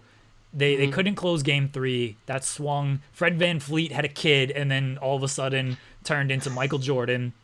And that swung like everything right there. But Giannis is still young. He looked hungrier than ever this season. Chris Middleton is, I believe, underrated. Bledsoe, he's good. Budenholzer, very good coach. Here's the thing. I'm not doubting Milwaukee. And Giannis. We all agree, if we were starting a franchise tomorrow, we go with Giannis as that guy, right? If you have everyone on the Shai Gilgeous-Alexander, but then maybe Giannis. Here's the question. Forget franchise, long-term, all that business. You got to have a star player for one series that starts in a month. Do you take Giannis over LeBron or Kawhi? I take Kawhi first. In that long-term, Giannis, sure. But to win me a series in this year, Kawhi is the guy, I think, personally. I'm going Kawhi. I'm taking LeBron. I'm going Kawhi. There you go. One series, I'm taking LeBron. Look, I agree that Giannis is the detriment is that he hasn't done it in the playoffs. But everybody's got to fail before they actually succeed. You know, everyone has a knock on their playoff resume. Kevin Durant, imagine if we had this conversation in 2016, we'll say, after the Thunder blew a 3-1 lead. By the way, I'm talking about this, Joe. I should never talk about this series. It haunts me to this day. The fact that I'm talking about this means that at some point you have to talk about WrestleMania 34. So 2016, after Durant and the Thunder blew that series, and then you're talking, okay, Durant or Kawhi. Like, who are you taking? Because remember, Durant and the Thunder beat the Spurs in that playoff series, but Kawhi had an MVP, had a Finals MVP, and had a championship. Like, would you have taken Kawhi then? Would you have taken LeBron? I mean, LeBron had the 3-1 comeback, but no, look, you're 100% right. Everything you said is true, and the main thing, your point of all the great players have to take their knocks, is just the facts. That's the truth of it. Him not being a winner already doesn't mean he's never going to be a winner. Uncertain. I'm just saying, I think there is a reason. There's so many great players in the league, right? And when you have two of the best teams in the league fronted by two players that have proven that to be champions and lead teams championships, I just think that's naturally why we disregard them. The truth is, guys, the Bucks are probably the best team in the league, okay? And there's a very, especially in an empty building, there's a very good chance they're about to become NBA champions. It's just, we need to see it, I guess. I guess that's how our dumb brains work, right? We have to see it, and then we're like, yes, number one. I guess that's the way it works. Then there's going to be an asterisk around on their championship. Oh, yeah. Definitely. Oh, yeah, I'll make sure of that. I'll make sure of that. The one thing I'm really interested to see about this, the NBA season continuing is how the Jazz are going to play with Gobert and Mitchell. Like, give me them in the first round. Give me them in the first round. Just like them as a whole, with everything that happened. Like, I'm just like real interested to see how that team like even gels. Like, I mean, of course we don't like, they probably patch things up in private, but like as far as the public goes, it seems like everything is the exact same it was as as before. I'm not convinced they've patched things up privately, honestly. Jeremy, I mean, that's a question for you. Carry on what you're saying. Oh, that's a first-round matchup, the Jazz and the Thunder. It might change after they play the 8 games, but give me that series. I have a question. Which traumatic experience would you rather me delve into? The Sixers-Raptors Game 7 or WrestleMania 34? Since we're technically a wrestling podcast, I want the WrestleMania 34. Yeah, apparently, even though we've just talked basketball for the last half hour. What was the thing about WrestleMania 34 that you hated? Or that Jeremy, did you hate WrestleMania 34 or Joe hates WrestleMania 34? Oh, Joe was there. Joe was there, and it ruined his... Let's do this now, actually. This is going to be the show. This is going to be amazing because by the time everybody listens to this, I'll be on the beach. I don't know what my mind state will be when this airs. And then Joe's going to have to deal with all these tweets, and I can just ignore all of them. And I'm looking forward to this. So Joe was there, and this just ruined Joe's wrestling experience. Yes, it did. Now, I've told you this off air, Jeremy, correct? I have gone into this. A little bit, but yeah, you have. I went. Thank you, Andrew. I stepped foot on the plane. That time, I did a whole trip. We did a road trip across your great country, and I was so optimistic, guys. I was so confident that I was about to have a great time. You know, we roll into New Orleans and it's like Hall of Fame. Yeah, maybe Hillbilly Jim went a bit long. Still a good night. You know what I mean? Like, it was fun. NXT TakeOver, one of the greatest shows I've ever seen. WrestleMania time. Okay, and you roll into this stadium, and you know what you're getting yourself in. There's 8 hours ahead of you, 7 hours, whatever it's going to be. And the show is going pretty well. You know, it's going okay. Nia didn't kill Alexa. Daniel Bryan came back. The Intercontinental title match was good. And I think I've said this before, but the bit I remember vividly is I went on social media after the Nia Alexa match, and Voices of Wrestling, good account, follow them.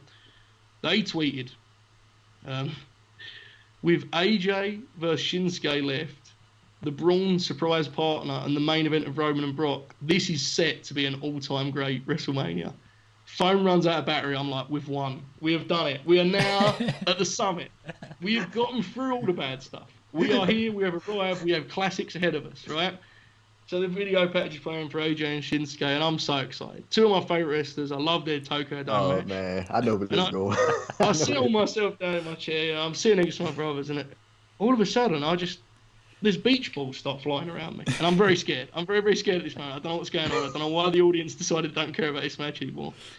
And to this day, I have never rewatched that match, and I cannot tell you one thing about it. I have no idea what happened. But people were doing the wave next to me. I was sitting in the middle of waves, sitting still. And I was like, I think AJ and Shinsuke are having a bad match. And my brother was saying, he's like, I don't know if it's good or bad, but no one's watching it. And I was looking around. It was anarchy. I was very scared at this time because it all gone wrong all of a sudden. But we get to the end of the match. They do a cool heel turn, pill pop, whatever. Okay, Braun's going to have a surprise partner. Who could it be, Andrew? It could be Samoa Joe. It could be Lashley. It could be Lashley, who we've been told has been spotted in a nefarious place in New Orleans, which I'll not name out of respect for the man, but I had a scoop on it in New Orleans. I was ready for Lashley. Okay? So I'm so excited. It's a surprise. They can't miss on a surprise. Then Braun walks into the crowd. He's picking out children. This is becoming a nightmare experience. Okay, it's getting very bad. I'm worried. I'm very worried. And then, you know, you get to the end of that and you kind of go, well, you know, it was fun. Kids would have liked it. And out comes poor Roman Reigns. And I love Roman Reigns. Tremendous wrestler. The way the audience reacted to this man was like, they just hated everything about him. And it wasn't like, like Cena at ECW One Night Stand, where it's like a passionate hatred, where it's like good for the match.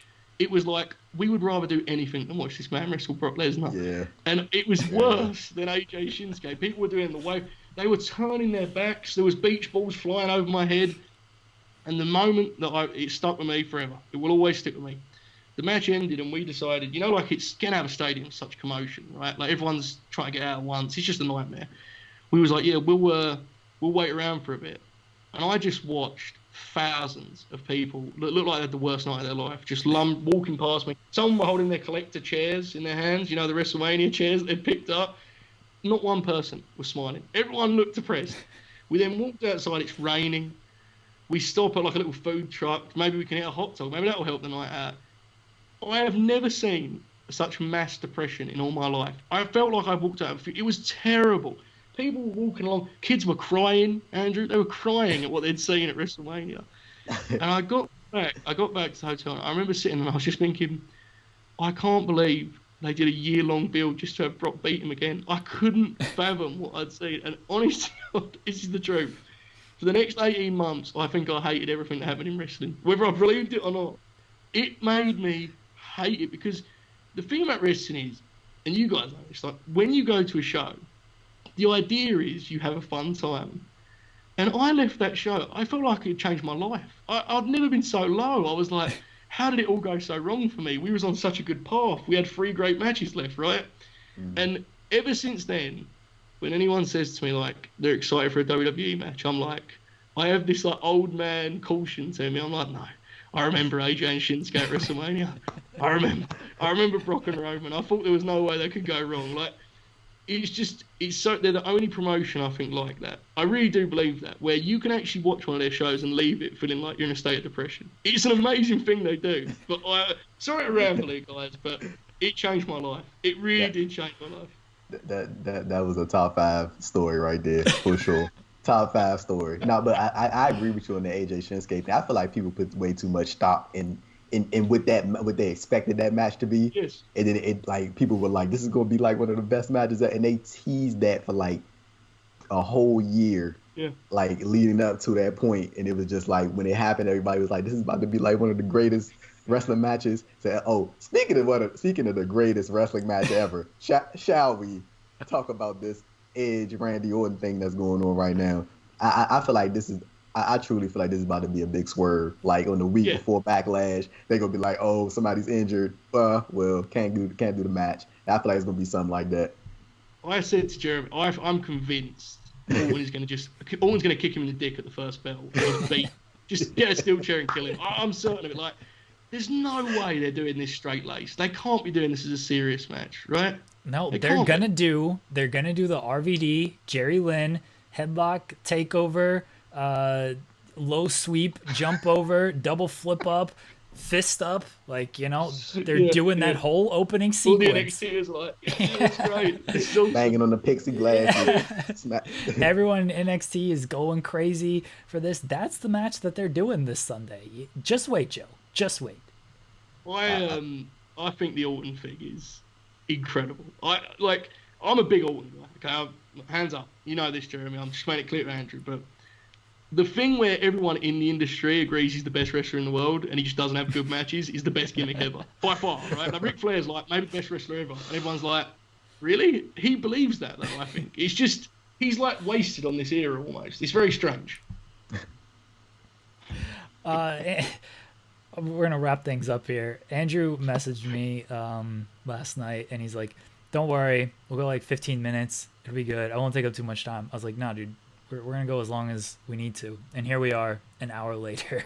And we're an hour later. To be fair, I have to apologise. My story was, in fact, 40 minutes of the programme. I'm pretty sure. That story was excellent. No, we needed that story because I think it was cathartic for you. And it was. We 100% needed it. And I don't think the story would have come out if Andrew wasn't on the podcast, because I've tried to pull this out of you a couple times on the show. And you're just like, one day I'll tell it.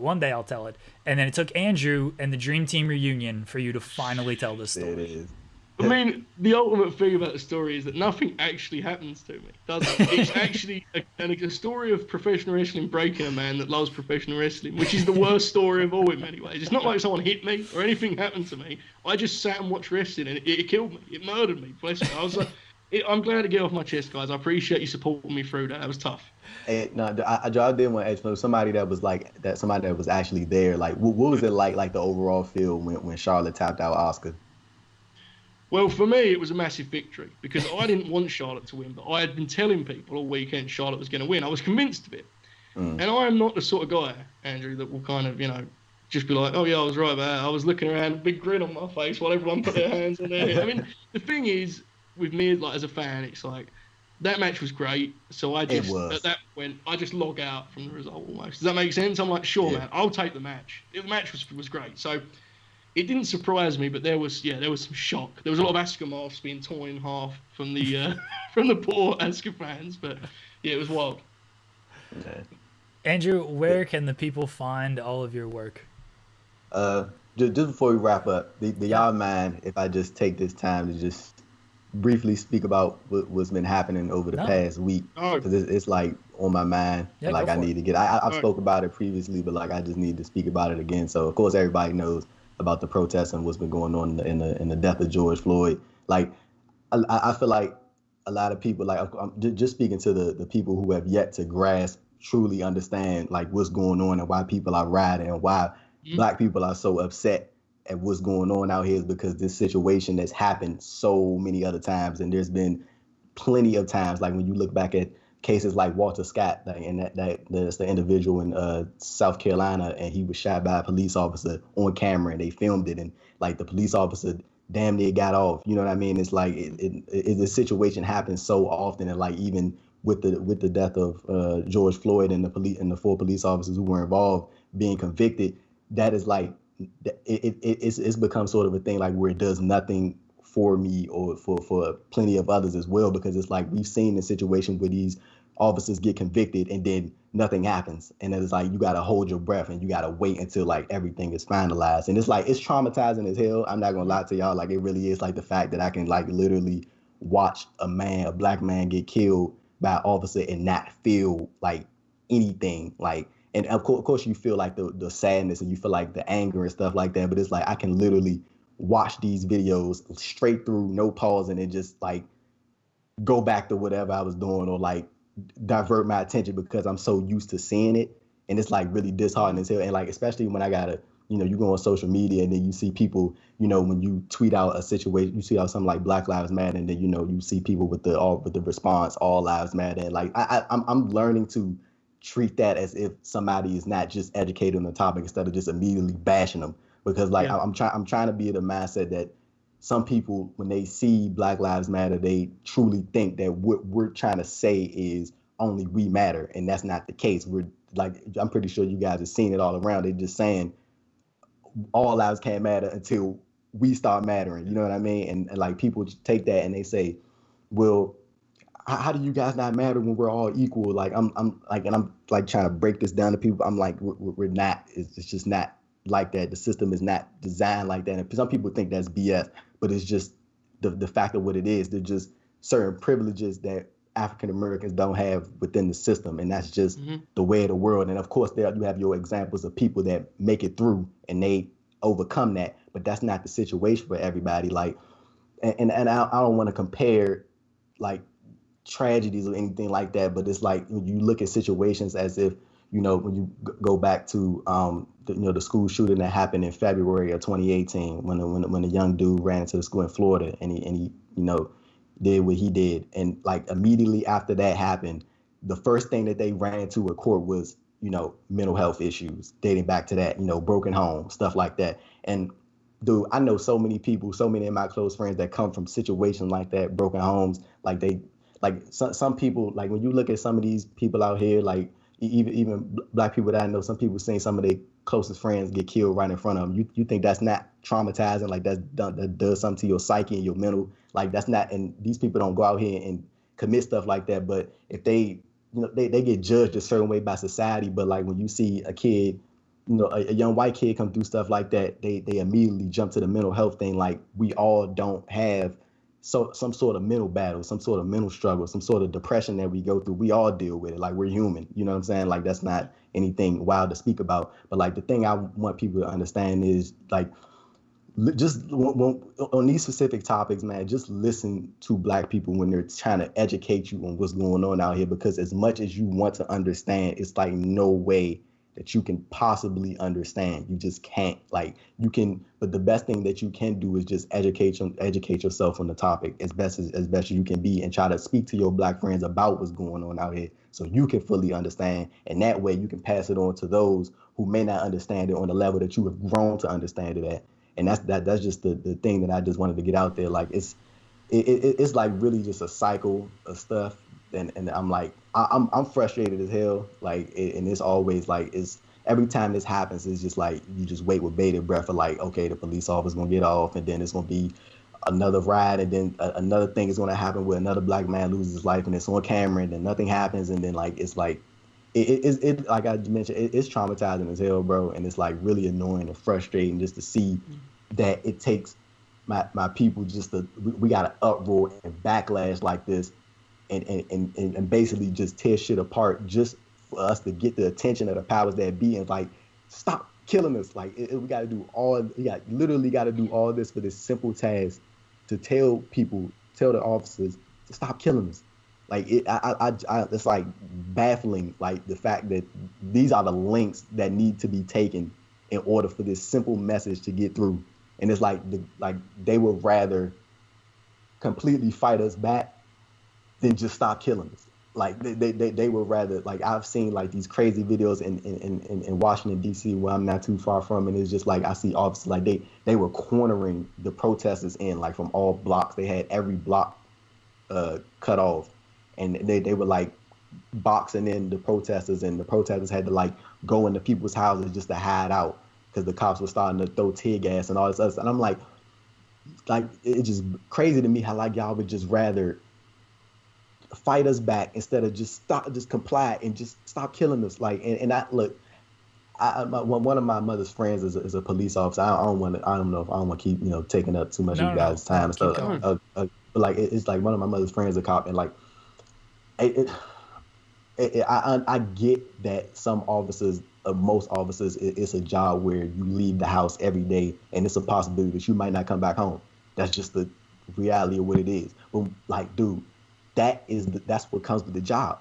That's what it is. That's what comes with the job. You literally join that, knowing the thought that you might not be able to come home that night, or come home whenever it's time for you to go back to off duty. But like the fact that Black people also feel that way when they are around cops, like the fact that we leave the house and it's like, well, anything happen, we might not be able to come back to the house that day because we might have a run-in with an officer. Like I remember one time, and I told this story on a podcast that I did this past Monday on Post, and I was coming down the street to my mother's house from the train station, and it was a police officer. He was sitting at a U-turn, and I had my bag with me, and I was coming from my grandmother's house, and I had an overnight bag. And I remember the police, like, he was sitting in the car, and he asked me, he was like, "What are you doing around here?"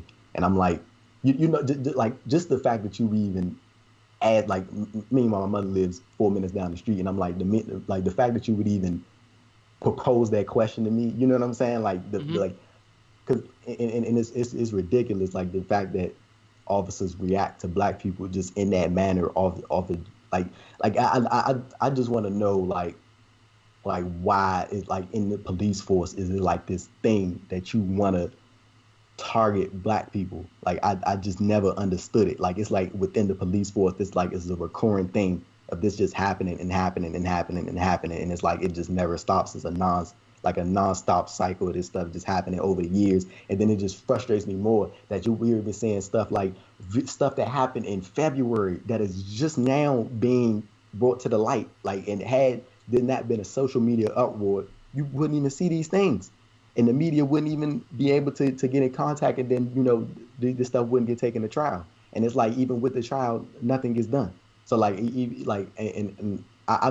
truly hoping that the officers that took the life of George Floyd they're jailed. I really do, because if they don't, I'm like just not even just as a person, I'm like it is not gonna be good out here. Like if these dudes get off and they don't go to jail, because that's like it just frustrates people, the fact that you have this clear evidence, this clear as day evidence of this man literally killing this man on camera. Last couple of words is, "I can't breathe," like they're killing me. He's literally saying this, they're killing me, and then he dies on camera. And then like you have this clear evidence, and you still have this long awaited trial, this long drawn out trial. They're like you've seen some of the reporters on CNN say like it should be a quote unquote slam dunk case, meaning that it should be easy in and out. They go to jail, case over, that's it. But that's not the reality of the situation, because there's like this thing within the system where they won't allow it to happen. Like I remember I even heard one of the reporters talking about how like as far as the jury goes, like they don't like to use the video because there's like some type of bias within that. And I'm like, dude, that's like ridiculous, because that's the whole point, is to use the footage. Like that's literally the whole thing about it. But like when you see and you hear stuff like that as a Black man, bro, it's frustrating as hell, and it makes me mad, because like I'm just like, I just can't put it past my head of like why this is the way it is. You know what I'm saying? Like, and you find yourself saying oftentimes like, bro, like what the hell did Black people do to be in this position? You know what I'm saying? Like when you look at throughout history and just what America is, and how Black people have been treated progressively just over the years, and over the like it's just crazy to me. Like when I can go back and listen to people like Stokely Carmichael, he was a Black activist, and like I highly recommend anybody go listen to his stuff, and like you hear some of the stuff that he's talking about, and it's so relevant to what's going on today. Like nothing has changed. It's like you would think that the racism would like die down, but it's like it's become more blatant.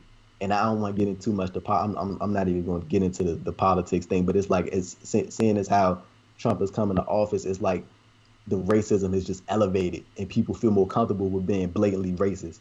And it's like he's exciting this stuff, and it just like it's just not good, man. And I'm tired of it. I know so many black people are tired of it. You know, I always see you two guys, you know, retweeting stuff, and like I always appreciate that stuff. It means a lot. Like, and you know, I'm trying to be like, you know, courteous to people who are like not so vocal on social media as far as like they don't know what to say or what to do. And I understand that. Like, I'm not one of those guys that's gonna be like, oh yeah, you need to speak up and you need to do this. Because I mean, I understand for some people it's uncomfortable, and some people don't really know what to say. So some people just take different actions, like they just retweet stuff, or some people donate, or they sign petitions. But like, don't like stay completely silent on the topic, because it's like it's impossible to ignore what's going on out here. Like, literally every state in the country is rioting. You have people in the United Kingdom with joy that they are like literally protesting. They are doing that. You have people in Scotland and all these different countries, all over various parts around the world, that are literally sick of the same thing happening all over again to black people. Like, this is gone on too long, and the fact that it takes all of this just to get the attention is like sickening, instead of us just saying like stop killing it. So like, you know, and just the last thing I wanted to touch on, I feel like there's a great deal of young white men and women like of our generation that's like really sick of this shit too. Like, I'm in a curse, I'm sorry, but they sick of it too. Like, they really are. And I think that's being a great help, because their parents, their grandparents are the ones that's in the position of power. So like, when they see their young children speaking out against this stuff, it may be able to make a difference. You know what I'm saying? Because like, and it's sad that I feel like that, like, because we need these young white men and women to speak up and stand on the cause that we're trying to push through, because like, obviously we can't get it done ourselves. So it's like, it's just disheartening but at the same time, I'm glad seeing so many young white men and women starting to step up and speak against some of the values that's like in place for them to succeed, and like about like basically getting rid of those traditions and values. So like, yeah, man, it's a lot, and I'm frustrated as hell. I'm tired. This week and drained the hell out of me. Like, I'm like exhausted, honestly. Like, it was. I'm glad I got to come on here and talk the NBA stuff with y'all, and you know, talk the wrestling stuff, because that's like a big distraction. I know that's weird because the podcast is called distraction, but like it really is, because like this like stuff is like just numbing, like, to me, honestly, because it's like I see this stuff all the damn time, and it's like, it's just like this like never stops, like, ever. So like, I'm glad to see like the whole, most of the country come as a whole, and you know, of course you still got your few out there, but like, it's like, I'm glad to see people just coming together for this, and like, hopefully this turns out the way that most of us think it should turn out, because like, if it doesn't, like, this is like going to be tremendously bad. And like for people who think that what is going on is bad now, let these dudes get off. You ain't seen nothing yet. Like, it is going to be horrible out here, like terrible. So, man, just listen to black people when they trying to educate you this stuff on social media, and just be aware and just watch what you say, man. And you know, that's pretty much it. Because a young brother is tired, and I'm frustrated, and I'm annoyed, and I just want to be treated as an equal, and like I want to be viewed as an equal amongst the country.